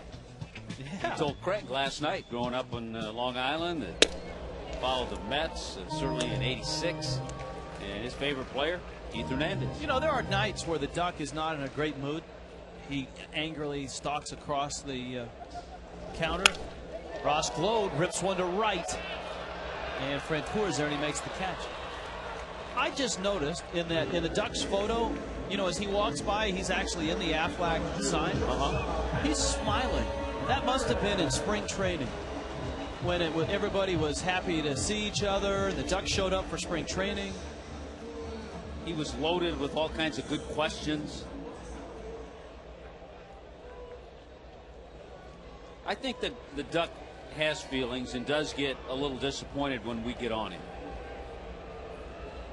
He's only human. Hanley goes after the fastball and pops it in a shallow right. Francoeur can't get there. That was probably Luis Castillo's ball. And it's going to go as a base hit. Hanley's third of the night. Wow, another 3-hit game for Hanley Ramirez. This one a gift. Louis couldn't get there. You're right. I think it's probably Louis' ball, but it looked like Francoeur had a beat on it. He couldn't get there. And Hanley with 3 singles.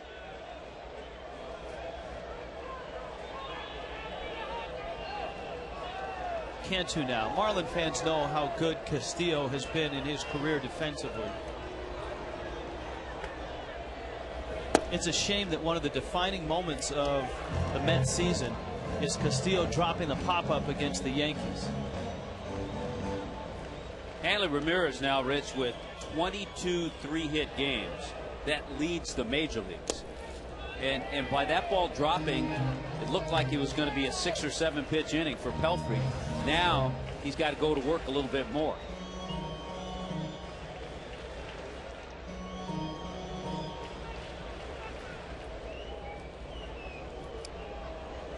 Two 2-0 to Cantu. Remember, Cantu hit one out but foul in his at bat in the 3rd inning, and he flied to center. We talked about Pelfrey, a great career at Wichita State. He actually broke the career ERA mark. Another guy who had a good major league career, a lot of injuries though, Darren Dreifert.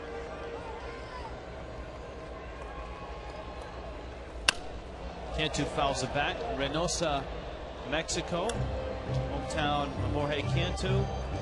That'll put a smile on Jorge's face and the Ducks' face as they beat Japan 6-0.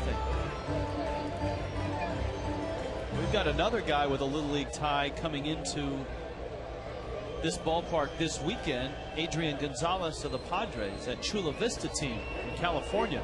There goes Hanley. Good jump. And Cantu fouls it off his foot.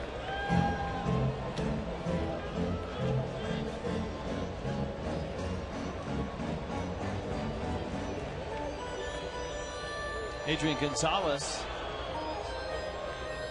who grew up in that area, had a house in that area, and had a batting cage in his backyard. And one of the parents of one of the Little Leaguers on that team bought that house, and that whole Little League team has been hitting in that cage of Gonzalez's. Cage has some hits in it. Yes, it does. Cantu goes down on strikes. Still 2-2.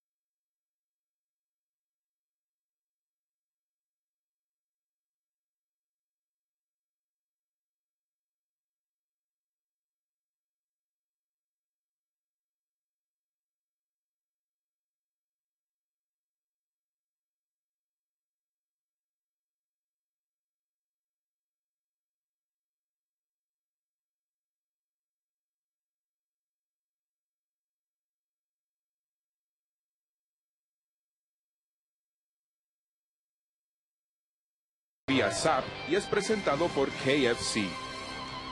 Oh, that's cold. That is cold. Están en la lista de inhabilitados. All right, our Spanish broadcasters. ¿Dónde están, Rich? Hi, guys. All right. What's up, guys? Tommy, how are you? Good. How are you guys? Oh, we're great. We didn't get a chance to talk last night, I don't think. I know. I don't know what happened. Oh! Increíble. Oh! Sí. Un cohete, Cookie. That's magic. Yes. That was magic. Increíble. Sí, señor. Wow, that is a hot shot.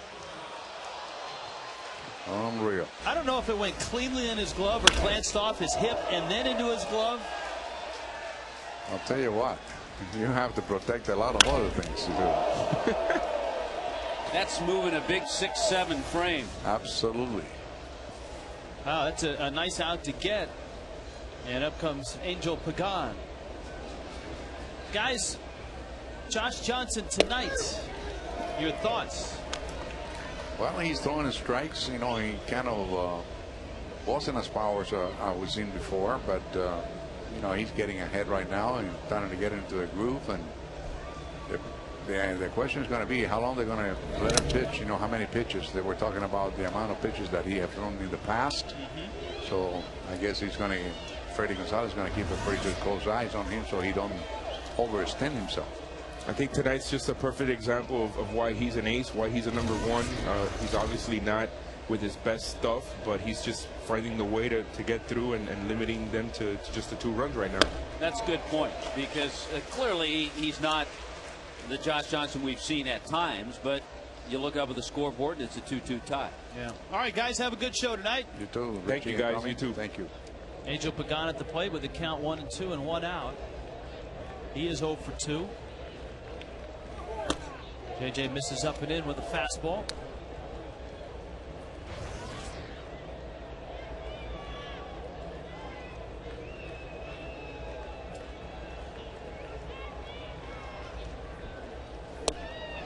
And he dusts him off with a slider. And we check in with Craig Minervini.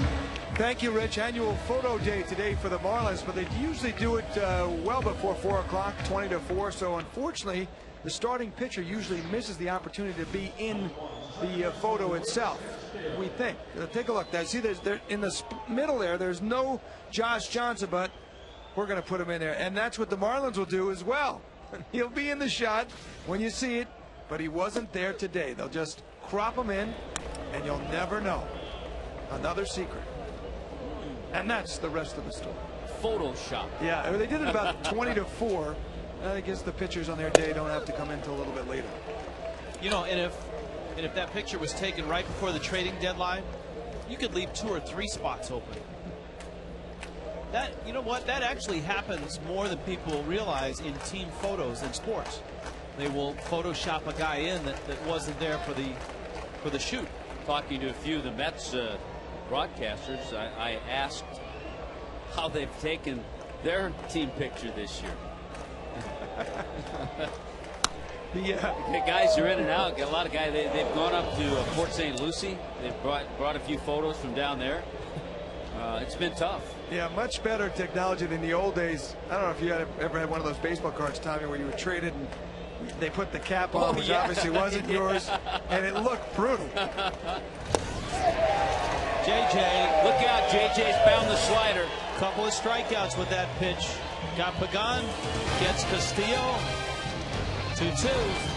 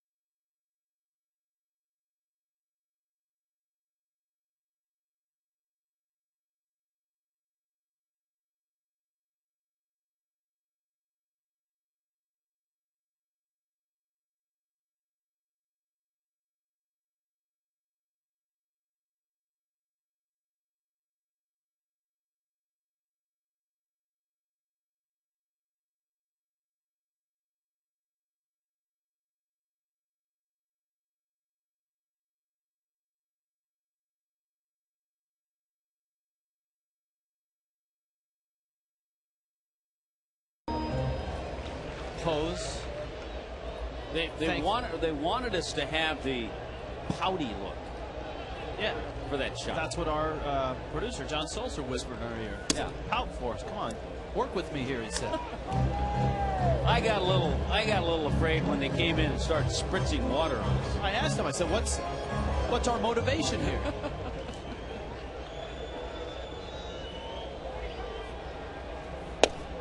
Uggla has walked twice, and Pelfrey either doesn't want to throw him a strike or can't throw him a strike. Well, it's nobody out. He's leading the inning off. I can't imagine he doesn't want to throw him a strike here, but he can't. I know. There is a strike.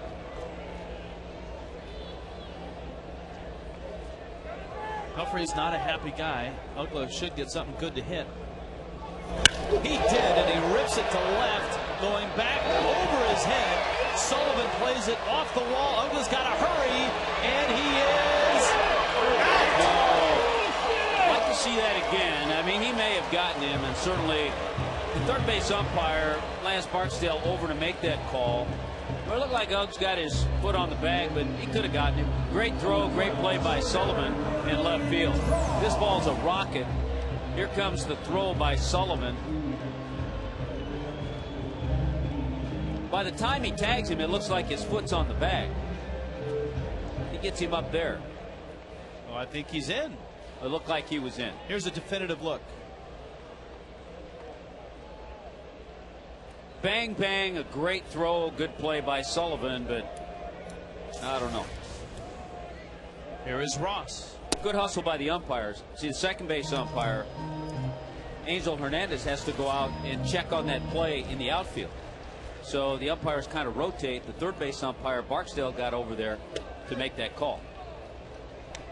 Here's the look from the blimp. I think sometimes on a bang-bang play, if you make a great play and a throw like Sullivan did and Castillo did with the tag, you get the benefit of the doubt. Wow. Line shot. Tatis diving to his right. Think of the hard hit balls tonight by the Marlins. Lots of them. Family Sunday is coming up. Marlins close out the series against the Padres at 1:10. First 5,000 fans get that Marlins Mermaid calendar. Tommy and I will not be appearing this year. We are on the cutting room floor. 1877 Marlins. We didn't make the cut? No. No, we were hoping for, we hoping to sneak in November maybe.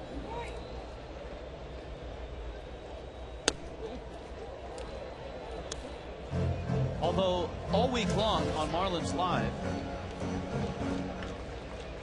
we have been featuring Marlins Mermaids. High chop. Let's see if Hermida can beat it. Wow, it bounced right over Louis' head. Louis tried to pick it with the bare hand. That'll be a base hit for Jeremy Hermida. I think Louis felt the only way he had a chance to get Hermida is pick it with the bare hand, but the ball skipped right over the hand. Right there. That brings up Paulino. If you've been watching Marlins Live, you've seen the Mermaid profiles. One of the biting, hard-hitting questions they've asked each mermaid is, if you were a month, what month would you be? Oh, man! Paulino! Deep left field! Gone! Caveman, say bye-bye! Caught goes the caveman! Oh, and he knew it, too. Getting a start tonight against the right-hander Pelfrey because of the little pack twins that John Baker has. Had to leave the game last night. Making the most of it. A base hit in the second inning and absolutely crushed that one.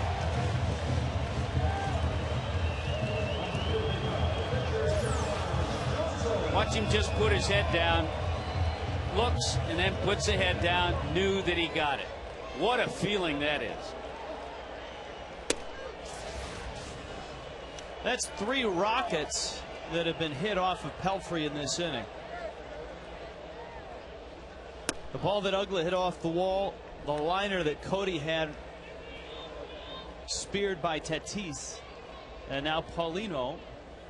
JJ swings and misses, and it's 1-2. So Tommy, if you were a month, what month would you be? How about September? See, Pennant race. You could be a mermaid then. Pennant race. You could be a mermaid. Ronnie Paulino is the bomb. 2-run shot.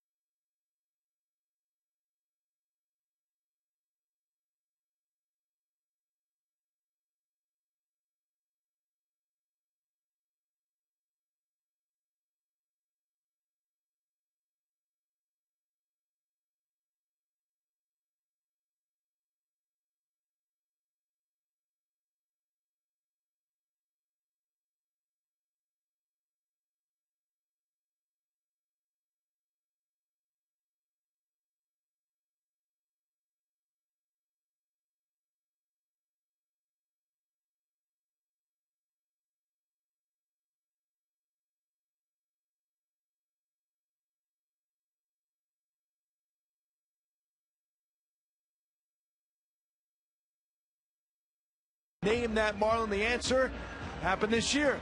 Emilio Bonifacio did it. As you may recall, his lone career home run came in the first game, and in his first game as a member of the Marlins on opening day. Tomorrow, our last Name That Marlin giveaway during the series.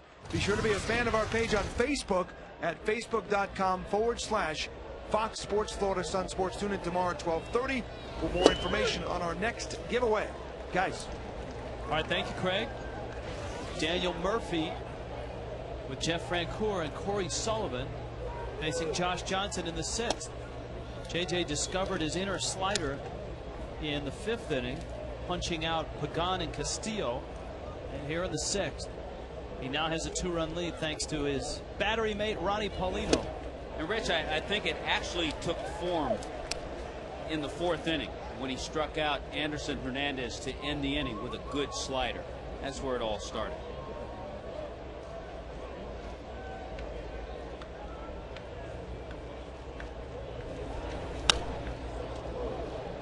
Murphy stays alive and it's 1-2.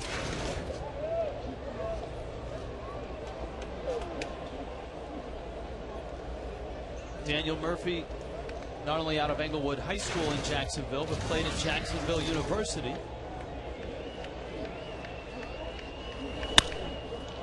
And he nubs one down the line. That's a base hit. Coghlan picks it up. Murphy's digging for second, and he is in there.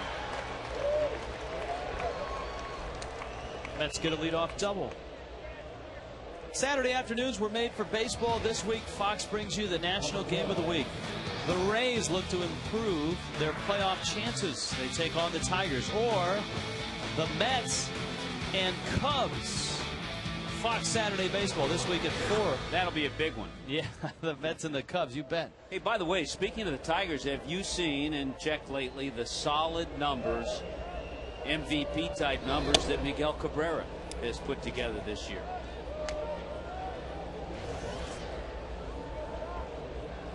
Francoeur is 0 for 2. The Cubs right now are just getting buried in the Central. They got hammered last night in more ways than one. Yeah. Josh Willingham had a big night last night as the Nationals beat the Cubs. Boy, the hammer was 4 for 6. 2 home runs and 6 RBIs and scored 5 times. Cubs are 9 back in the Central.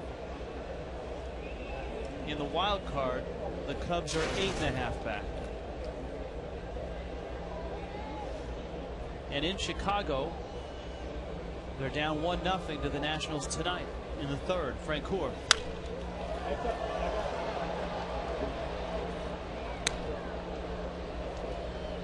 One team that, and the team that's leading that Central Division, the Cardinals, they have really started to put it together.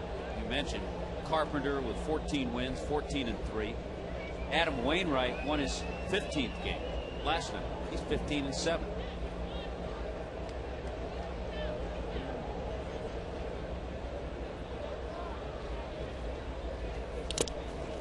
Kicks away from Paulino, and racing for third is Murphy.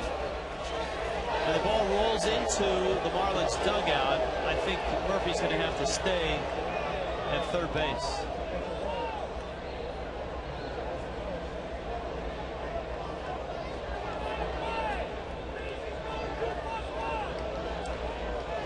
On a pitched ball that goes out of play. I think it's different on a thrown ball from the outfield or from an infield. But a pitched ball is different.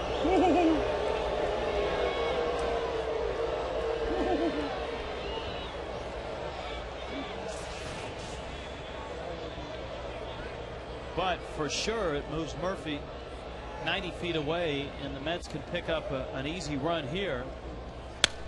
Francoeur goes after the 3-1 pitch and fouls it back.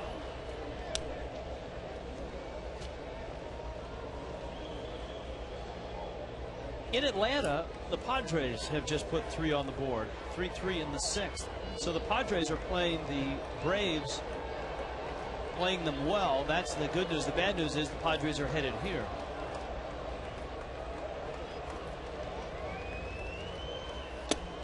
And Francoeur goes down. So 1 out.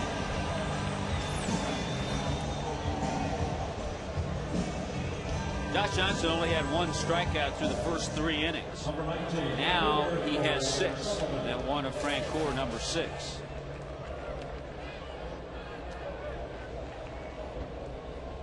Dodgers have scored first in Colorado. Though we know that's a long ways from being over. Certainly the way the Rockies are playing right now, Tommy, it's like no lead is insurmountable. Last night, as we talked about, when they gave up the lead in the top of the 9th, it was like, no problem, we'll just get another run in the 9th and walk off. And if you and I are thinking that, you know what they feel as a club and as Rockies fans. Former Rocky Corey Sullivan at the plate.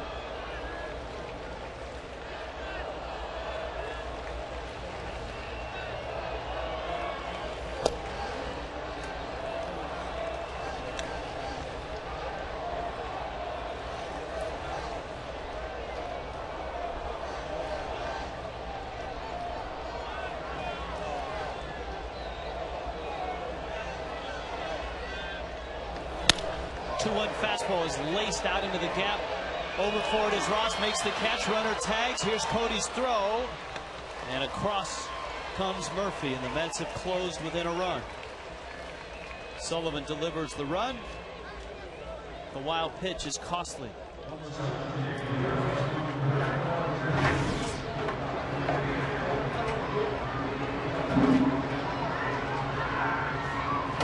And now the nemesis of Josh Johnson steps in, Fernando Tatis. Boy, the numbers just keep mounting, don't they? 2 for 2 in this one. And Tatis takes outside.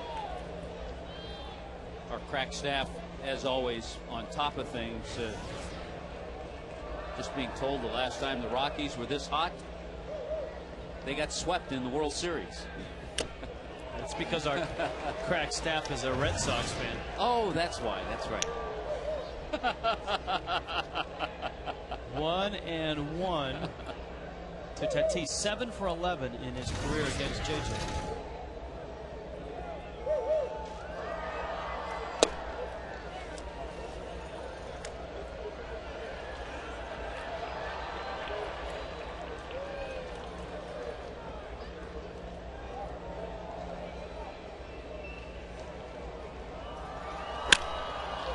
Boy, he is 3 for 3 and 8 for 12 against one of the best pitchers in the National League. Well, he makes mistakes to Tatis, and that's what he's hitting, a high fastball there. We talked about the most hits allowed in a game this year by Josh. 9. He allowed 9 hits back on April 29th at Shea Stadium to this Mets ball club. A different looking ball club now. So that was hit number 9 tonight. Schneider.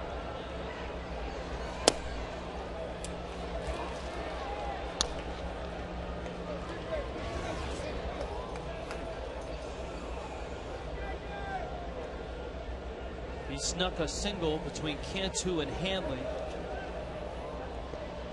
That was back in the 4th.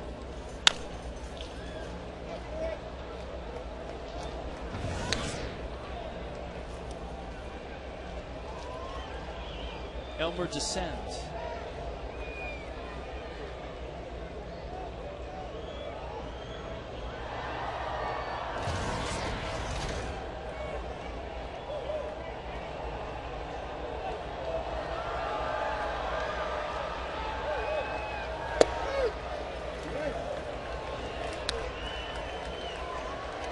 One and 2. Dan Meyer getting loose.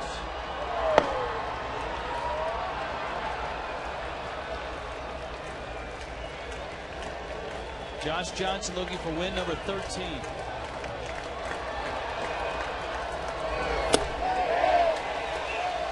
The slider gets Schneider, but the Mets get a run. The leadoff double by Murphy. Sullivan delivers the run, and it's 4-3.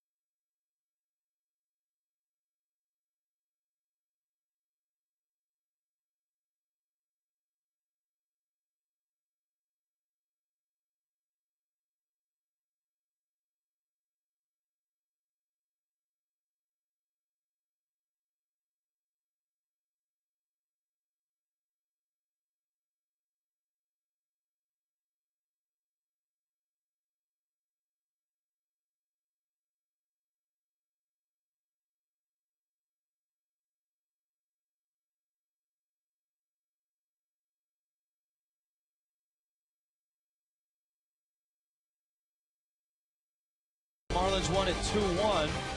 A 1-run lead here. Top of the order.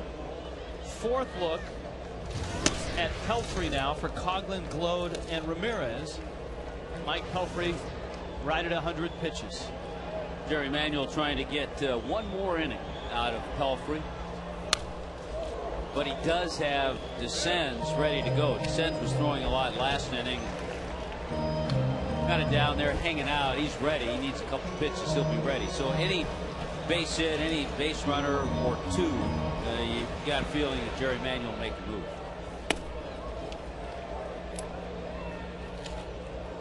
Well, the Padres adding on in the 6th. 5-3 over the Braves. Coghlan yanks it, and it's fair. Into the corner it goes. Francoeur racing for that corner. Coghlan thinking about 3. Round second he goes. He's got it. A triple. Ah, that's sweet. You know, you love to do that, and that's what happens sometimes as a pitcher. You make a mistake with a changeup. They're playing Coghlan not to pull the ball, but he got a pitch he could pull. Here's the changeup. Look where it is. Oh, hanger. And he yanks it past Murphy, the first baseman. And you see how far Francoeur was over into right center. So because he was over into right center, that allowed Coghlan to pick up triple number 4.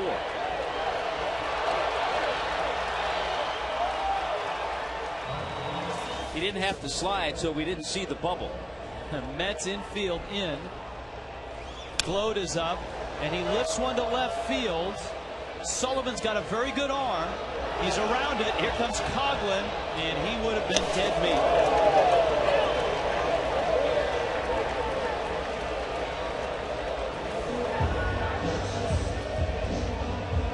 Well, you're right about Sullivan. We've seen him in center field with the Rockies.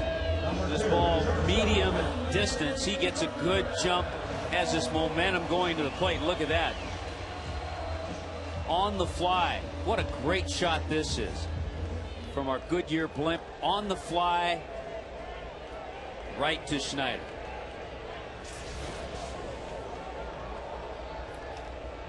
Mets are going to walk Hanley Ramirez. Hanley's got his bat ready in case he wants to pull a Miggy here and get something to hit. He remembers the Camden Yards Miggy. One of the great moments in Marlins history. When the Orioles were trying to intentionally walk Cabrera, and he reached out and drove a single into center.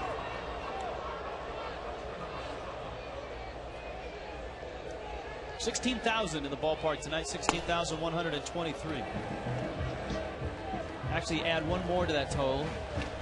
Our Coors Light freeze cam operator. Freeze it.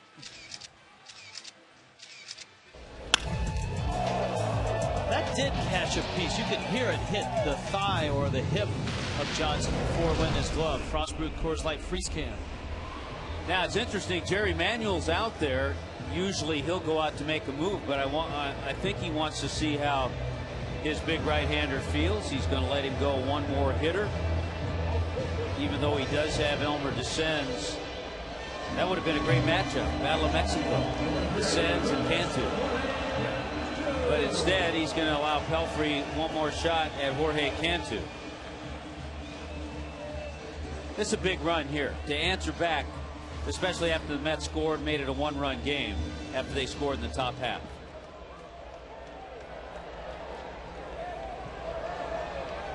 If you're the Marlins, do you think about sending Hanley here? He stole second back in the third.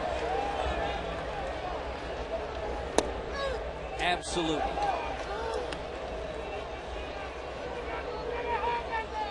Because you have good speed out there. You have good speed at third, certainly.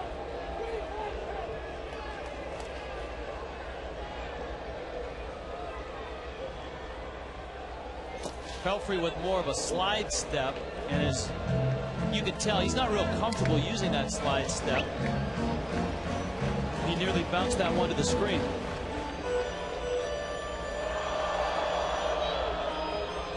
Coghlan tripled. I'd like to see Hanley go right now. You want to eliminate a possibility of the Mets turning a double play.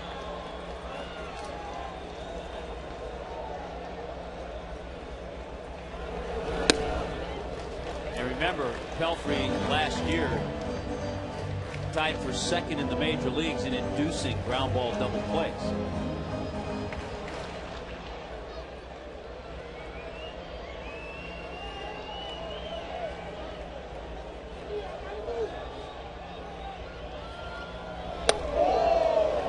Every time he uses that slide step, Tommy, he comes to the plate and misses.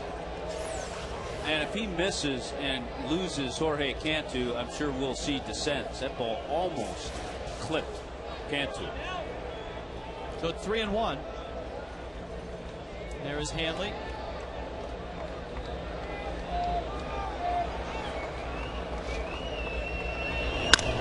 Cantu a chopper towards third. That's why you go. Out there, the turn. Got a break. Run scores. Marlins got a break because Hanley should have been going. When you have a guy out there who gets that many double play balls. But the good news, Marlins got the run. Watch the throw from Tatis. Luis Castillo across the bag, but gets a pretty good hit, I think, from Hanley. And that disrupted him enough right there. He doesn't get off a good throw and doesn't get the pick by Murphy. Pelfrey thought he had the double play. So the lead is back to 2. Cantu's at first, and Ugla is up. Remember the ball that Ugla hit over the head of Sullivan back in the 5th. Dan was thrown out trying to stretch it to a double. And remember, he got himself in that pure fastball count too, because Pelfrey hasn't been able to throw strikes to Ugla all night.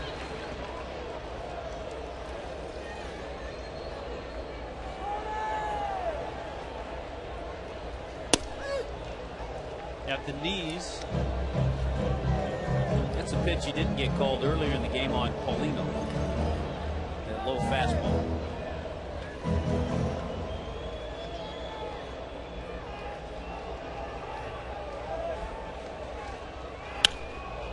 Ugla fouls it off.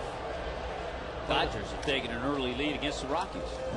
And 2-0 in the second. The Padres have added on, and it's now 6-3 over the Braves in the 6th. They've knocked out Kenshin Kawakami.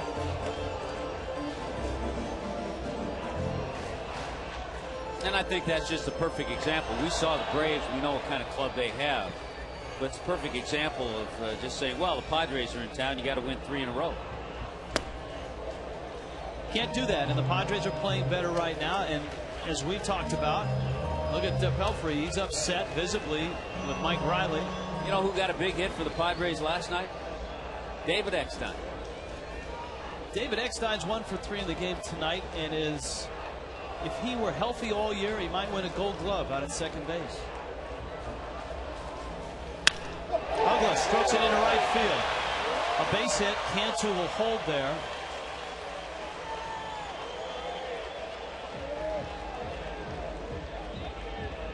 And you can see Pelfrey still unhappy out there. He's been in a cranky mood all night. And Jerry Manuel's going to go out and get him. He's going to get his cranky right-hander.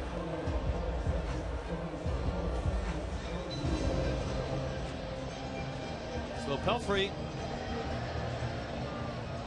gives up 5 runs, and he's responsible for Ugla and Cantu. He gets the hook.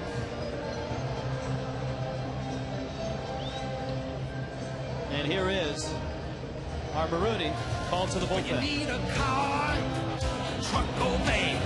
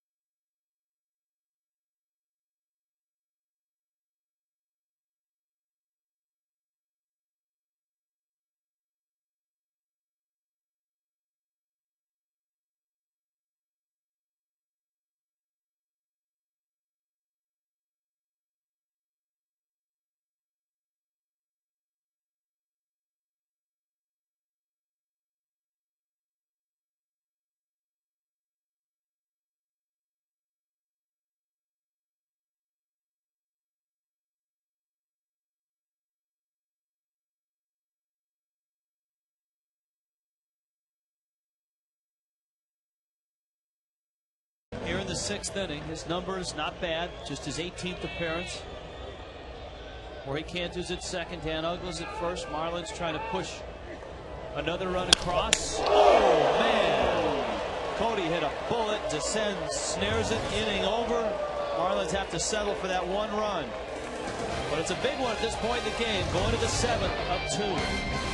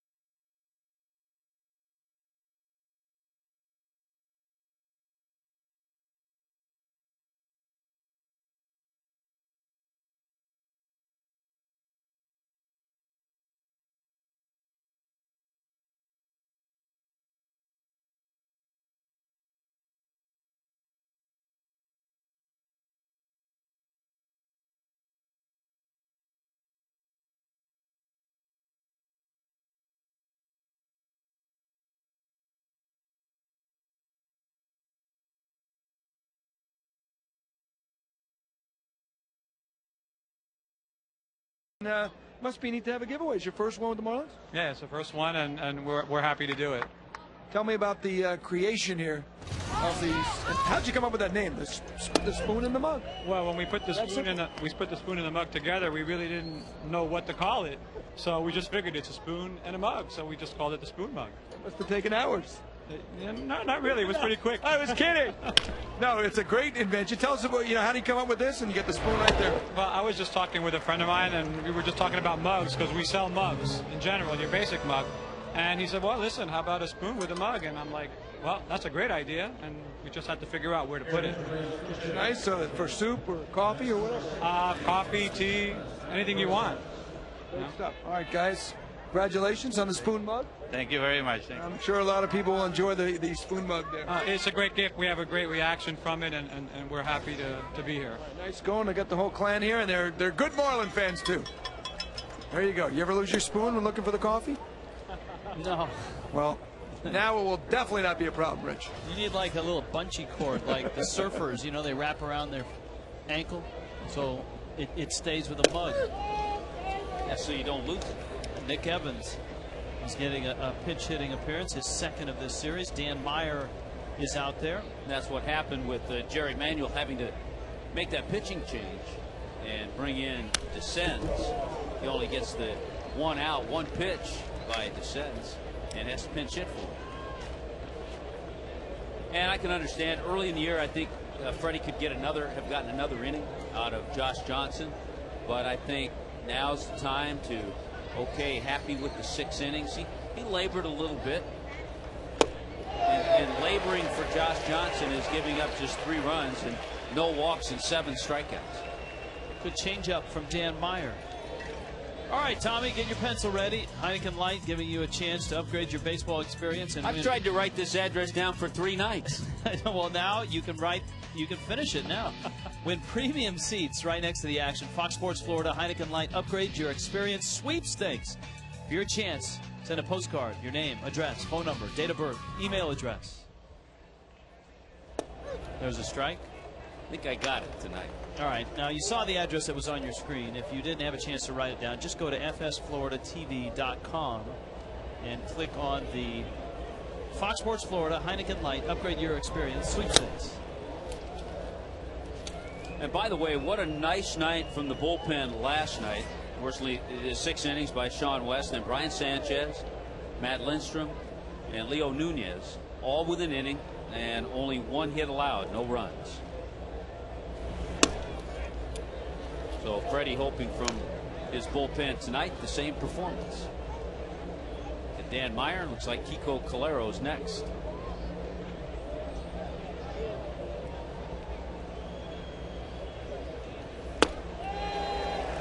Good live fastball. It's 2-2. If the Marlins could, they'd probably want to stay away from both Sanchez and Lindstrom. Lindy's worked 3 of 4. Sanchez, who worked that inning, was coming off a 2 1/3 inning outing on Saturday. And that's what's nice about the starter at least getting 6 or 7 innings.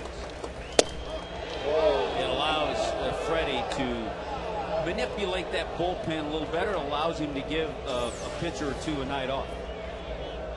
Just outside.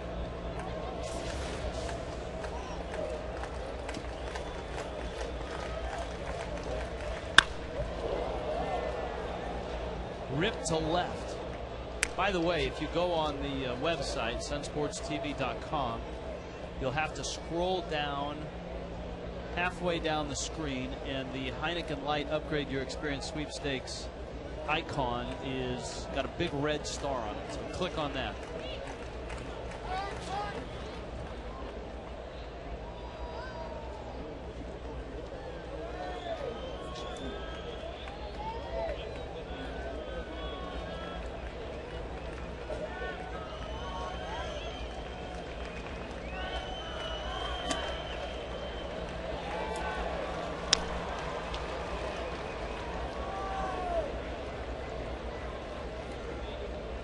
Two-out walk to Pagan, and here comes Luis Castillo.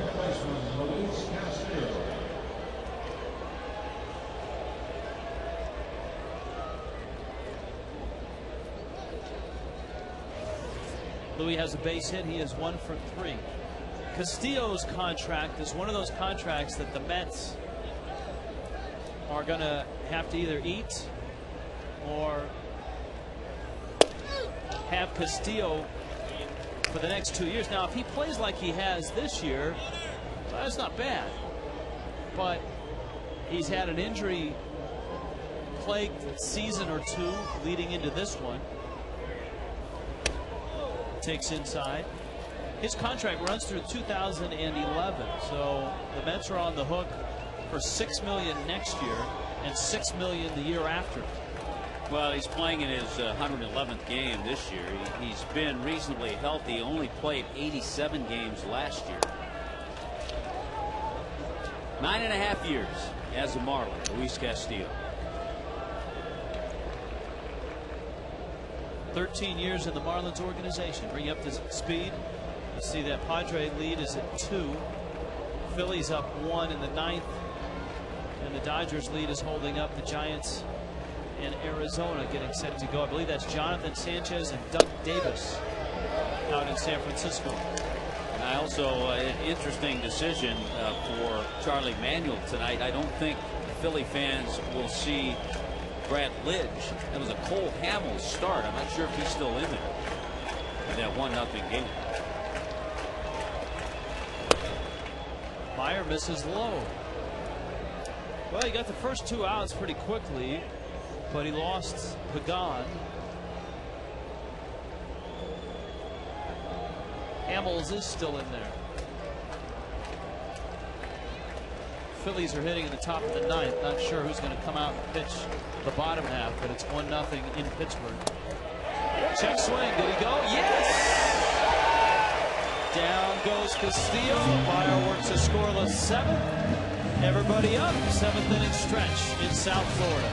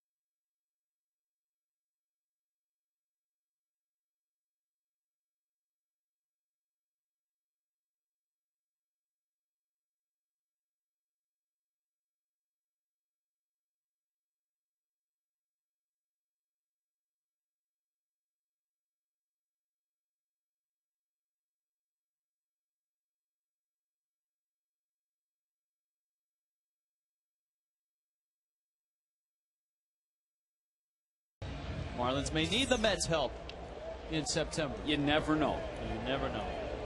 Just like I brought up the point last night, Red Sox fans rooting for the Yankees to beat Texas, which the Yankees are doing tonight, 9-2 in the 7th inning. Brian Stokes is in for Elmer Descends, and he gets Jeremy Hermida, Ronnie Polino, and the pitcher spot.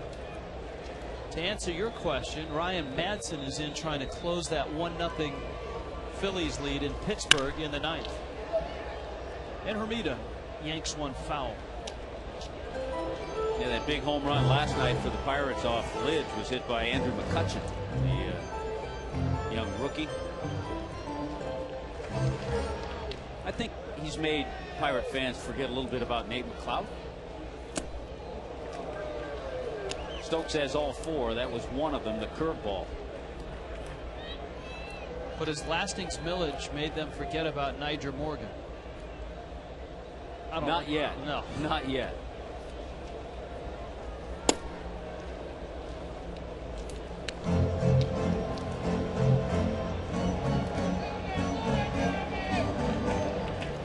Two and two.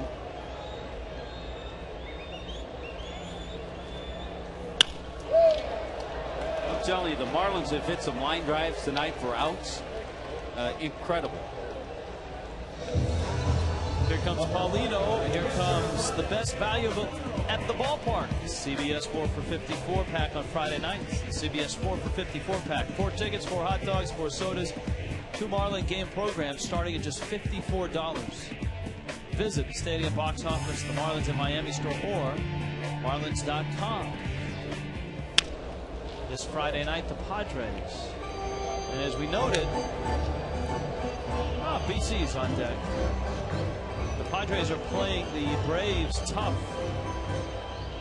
Winners last night, leading 6-4 in the 7th tonight. But that just means the Padres will be playing well when they get here. Oh, man, how about another line drive out? Unbelievable. I mean, Cody Ross is lined out to third, line back to the mound. Jeremy Hermida line drive to first. That line drive to third. The game started at the bottom of the first. 2 hard hit, 1-hop shots to the first baseman. The Marlins have to feel good they have a 2-run lead. Usually in a game like this, when you hit the ball that way, you trail. Well, they've got 11 hits. Here is BC. Brett Carroll. Back up. A lot of guys happy. Brett Carroll, very popular player amongst his teammates. No guys happy to see him back.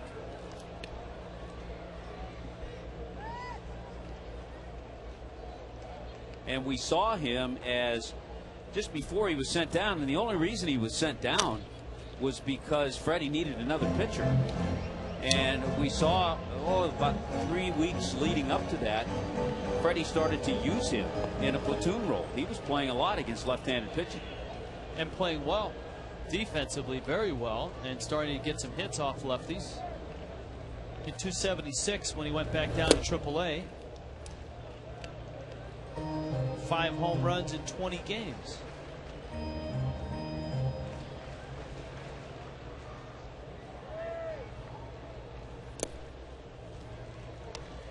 I think we saw when he was here, especially the last month or so, we saw confidence brewing in Brett Carroll because he was getting that opportunity to play.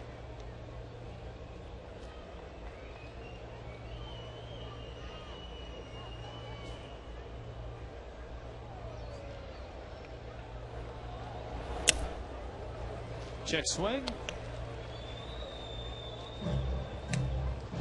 Didn't go. Counts full 3-2.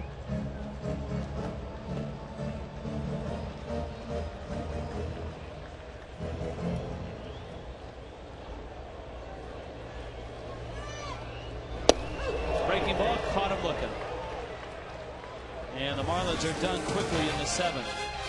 On to the 8th. We'll see if the bullpen can hold up.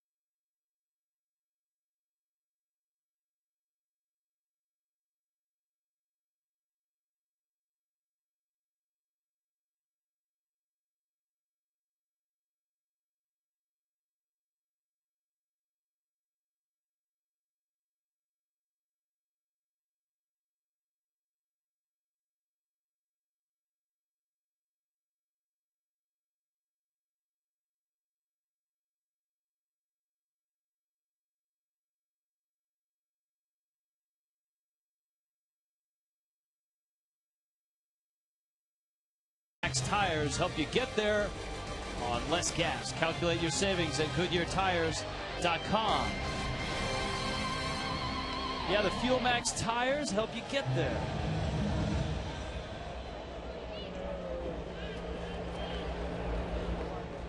Brett Carroll is out there. That would be right field. And Matt Lindstrom is out there. That would be the pitcher's mound. And Matt bats in Hermita's spot. Murphy dribbles the first one Glode's way. Good job. One pitch, one out. Got to like that. Stay in the game hold of the day. Marlins hoping that Lindstrom can add to his totals. This is the Marlin career versus Met hold leaders. Braden Looper. It's always nice to have an Armando Almanza sighting on the show. Just as middle relievers keep their team in the game, you too can stay in the game with Just for Man hair color. Brandon Moss has hit a pinch hit home run off of Ryan Madsen. That's another blown save for the Phillies. And the Pirates have tied that game 1-1. How about that?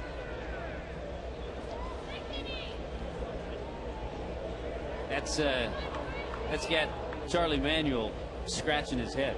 Because Madsen has not been able to close when he's been called upon this year when Lidge was hurt. Yeah, there was a time earlier this year that Madsen had that role for a while, and he couldn't do the job.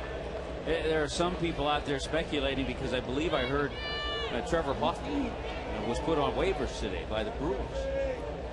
Oh boy, you think he'll get through? I don't know.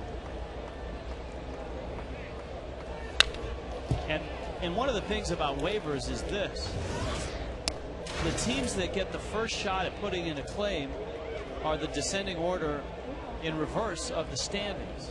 So a team like the Phillies is going to have to wait till what, 23, 24, 25 other teams get a shot at putting in a claim. There might be a team, maybe the Marlins or the Braves or the Dodgers, that put in a claim to block the Phillies from getting it.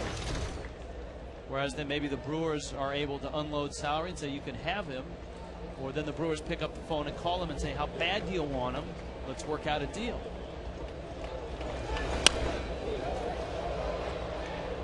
By the way, quietly, Matt Lindstrom, since his return from the disabled list, has put together some solid appearances. 10 appearances since coming back. An ERA just a little over 2 in his 8 innings of work.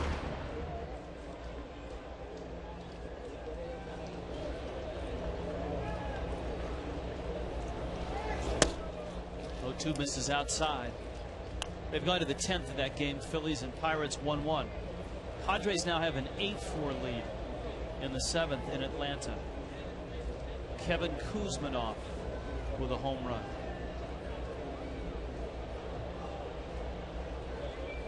The Nationals have tied the Cubs 2-2.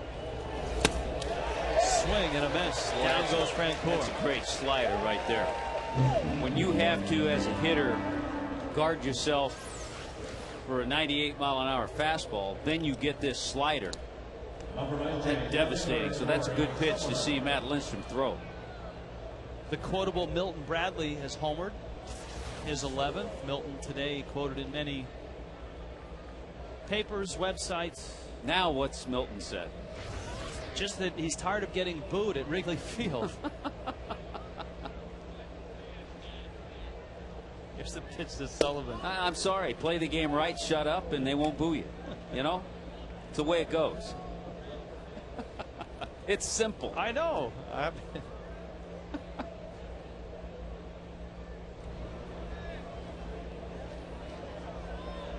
1-0 coming.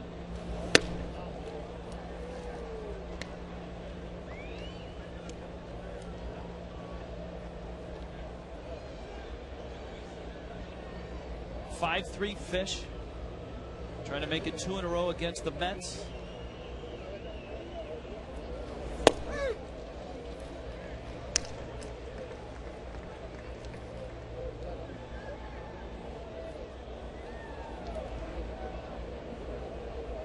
Rockies have a run against the Dodgers. They're in the 4th now, 2-1 Los Angeles.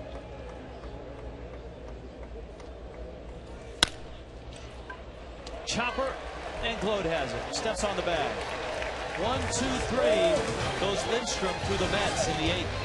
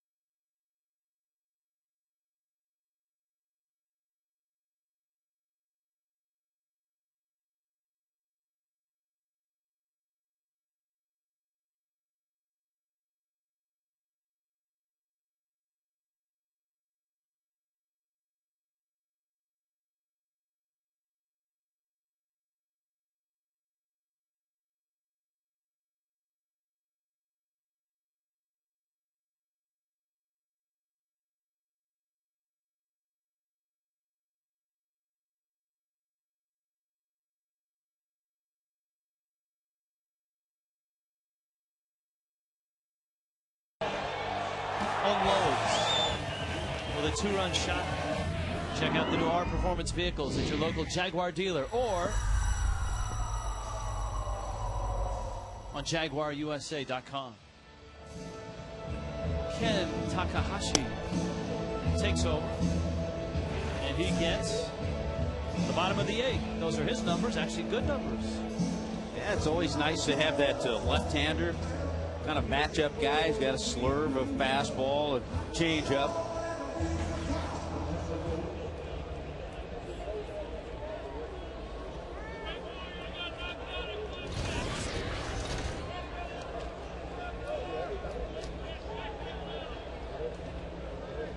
Chris Coughlin, Ross Glode, and Hanley Ramirez.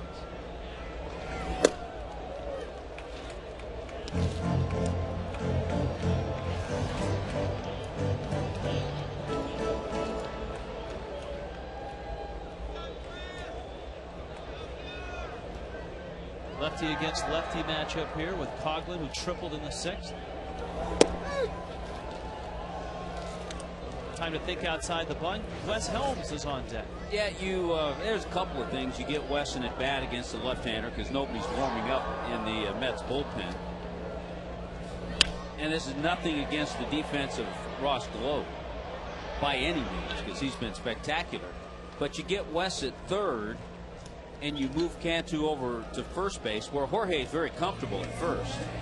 And so Freddie wants to get Wes Helms in and get him in a bat and get him at third base.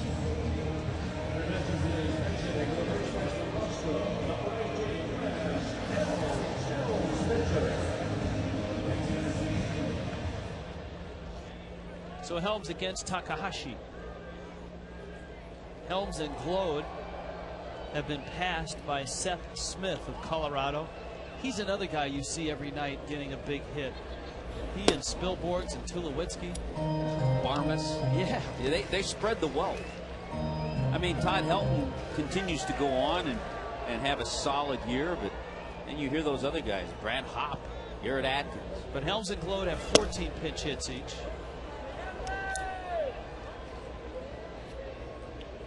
Iannetta. Did you see who they just brought up? He played center field yesterday as Eric Young Jr. EY Jr. It's because Carlos Gomez cut himself catching a steak knife that fell off his plate. Did you buy that story? No. That's like the slipped in the shower. Whenever you hear that, major league player or any athlete, football player, basketball player, Leo Nunez made a nice catch. Always alert. You know, you got to like a guy that fields his position even in the bullpen. Yeah, they're warming up. Thought he'd get a little extra exercise, get his legs loose. Here's the 1-2. So the steak knife was falling off the table. He said no. He said he was what he said. Clearing his plate, and the steak knife was falling off his plate, and he caught it and then cut his hand. I mean, like I said, if you ever hear the excuse, "I slipped in the shower," it does not hold water. It's sort of like, what was it? Jeff Kent was washing his truck. Yeah. When he fell off. Instead, he was actually riding his motorcycle, which he shouldn't be doing. It wasn't supposed to be. There should be a laundry list of excuses that athletes just trot out. Heck, if I might even use that one. Hernandez to his left, Helms is thrown out. I'm sorry, folks. Rick's not available tonight. He slipped in the shower. He slipped in the shower. Here comes Hanley Ramirez. He's listed as day-to-day. Hanley has been listed as inning to inning in this one. A single in the first, a single in the third, a single in the fourth. Intentionally walked appropriately in the sixth. And if you just joined us, his 22nd three-hit game this year, leading all major league players. If Albert Pujols were not in the National League, you would expect Hanley Ramirez to be, well, you'd hope that he would be front and center in the MVP chase, but then again, you never know. As we've noted, the Marlins get absolutely zero national exposure. They have yet to be on Fox Saturdays baseball. They have yet to be on ESPN, either on a Sunday, Monday, or during the week. Heck, the team from Chula Vista has had more national exposure than the Marlins. Wait, you're sounding like me. Reynosa, Mexico has been on national TV more than the Marlins. There's something wrong with that.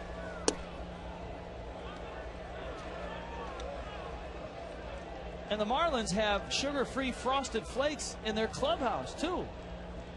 And that doesn't even get them on national TV.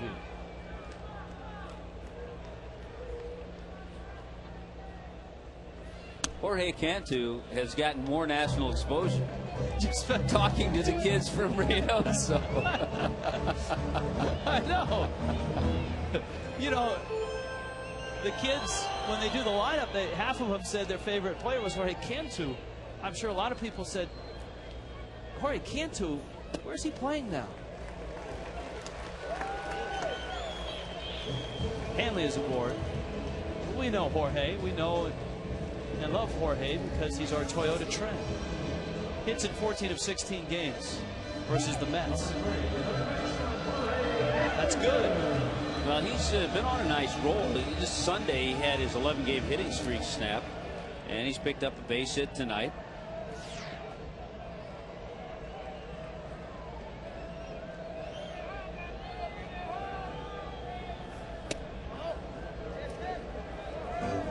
A lot of changeups from Takahashi. So who would, if Pujols were to remove himself from the race, who would your MVP be in the National League? Well, it would come down to certainly Hanley. It would come down to Ryan Howard, who's leading Pujols now in RBIs. Actually, it would Prince Fielder would get some votes, even though the Brewers now are out of things.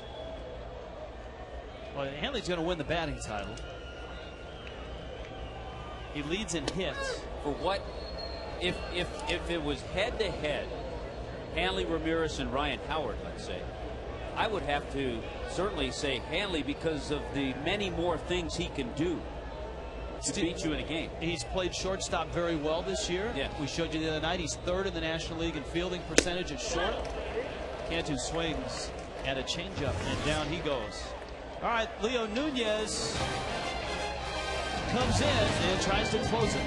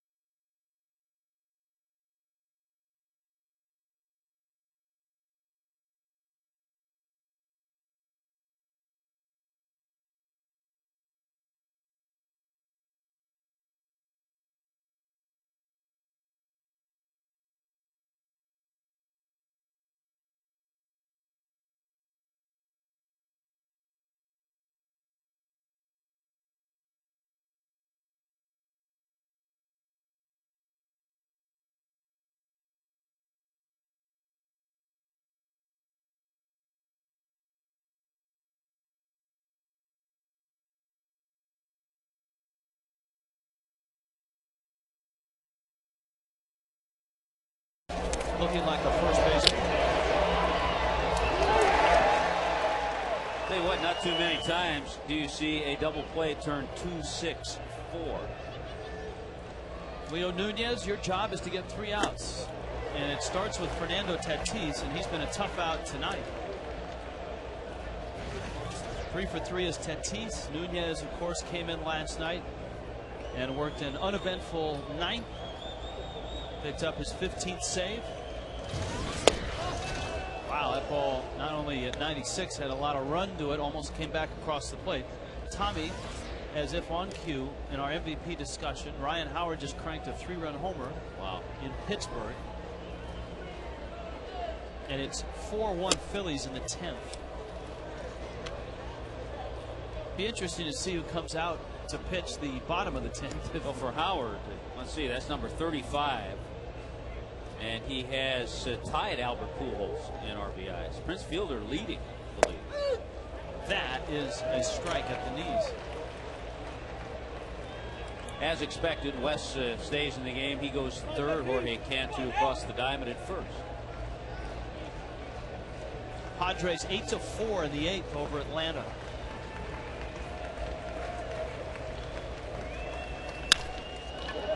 To right, Brett Carroll back, and he makes the catch. It's nice to have BC back. He's that insurance policy in the 8th and the 9th inning. When you make the double switch, BC usually ends up out there in right field. And he didn't quite have the best of looks at that one. Let's say he's played balls and gotten better reads. Played them a little better.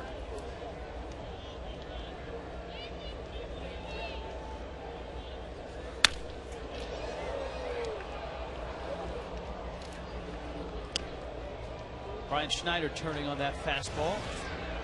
1 for 3 is Schneider tonight.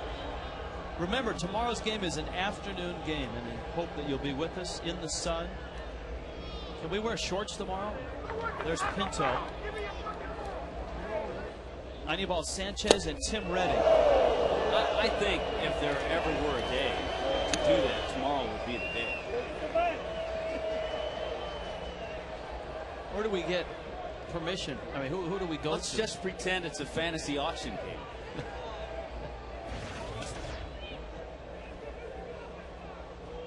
There it is. There's your pitching matchup. Anibal Sanchez. Really anxious to see how Sanchi comes back after that outstanding outing in Atlanta.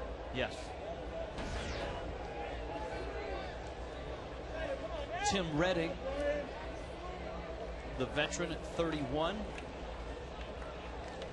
Former National, former Astro, former Padre. He makes just his 11th start. There's Sanchez. All the scores. Look at the Dodgers. 6-1 now. Nunez with that devastating changeup. When he's able to control the fastball and get strikes with it, suddenly the changeup becomes a real weapon. I think using it at the right time. We talked about that a little bit last night. There was a time he started to throw it too much. Yeah, and it got hit out of the park. Yeah, and then that takes away from the fastball.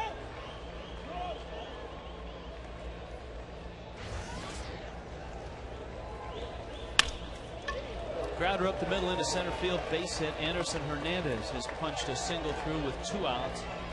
And the Mets get to take a shot here with Jeremy Reed.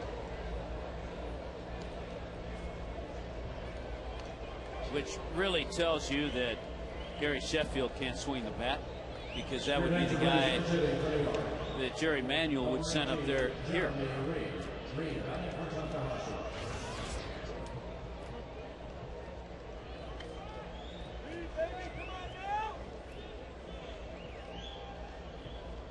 Jeremy Reed's had a good year pinch hitting, though. 11 pinch hits, 11 for 37.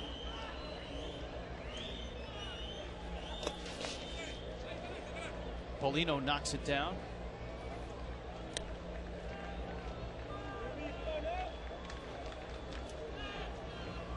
Mark Wiley looking at his pitch chart.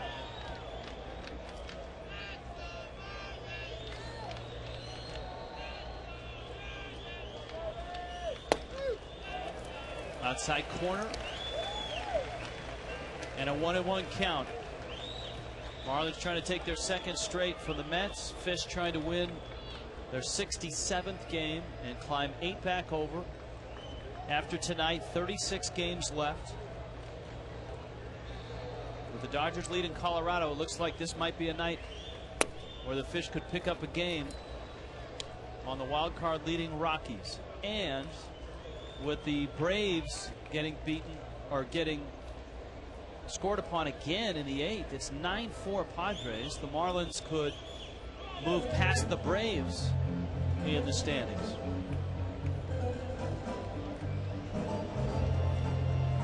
As we talked about, Freddie has preached just win games, and hopefully if you win enough of them, when you get to that last week, you got a shot. I think that's what Freddie said. Exactly. He said just think games, win games, let Rich and Tommy talk about all the other scenarios, the other teams.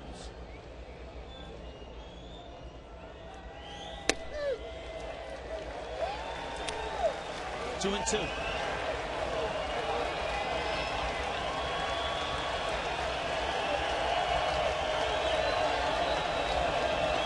$16,000. Nunez is a strike away. To Reed. Outside corner ball game. Nunez closes. 16th save, and the Fish have won the first 2 from the Mets. And they do it on a night where they spray line drives all over the ballpark. They get a big 2-run triple from Cody Ross and the caveman, Ronnie Paulino.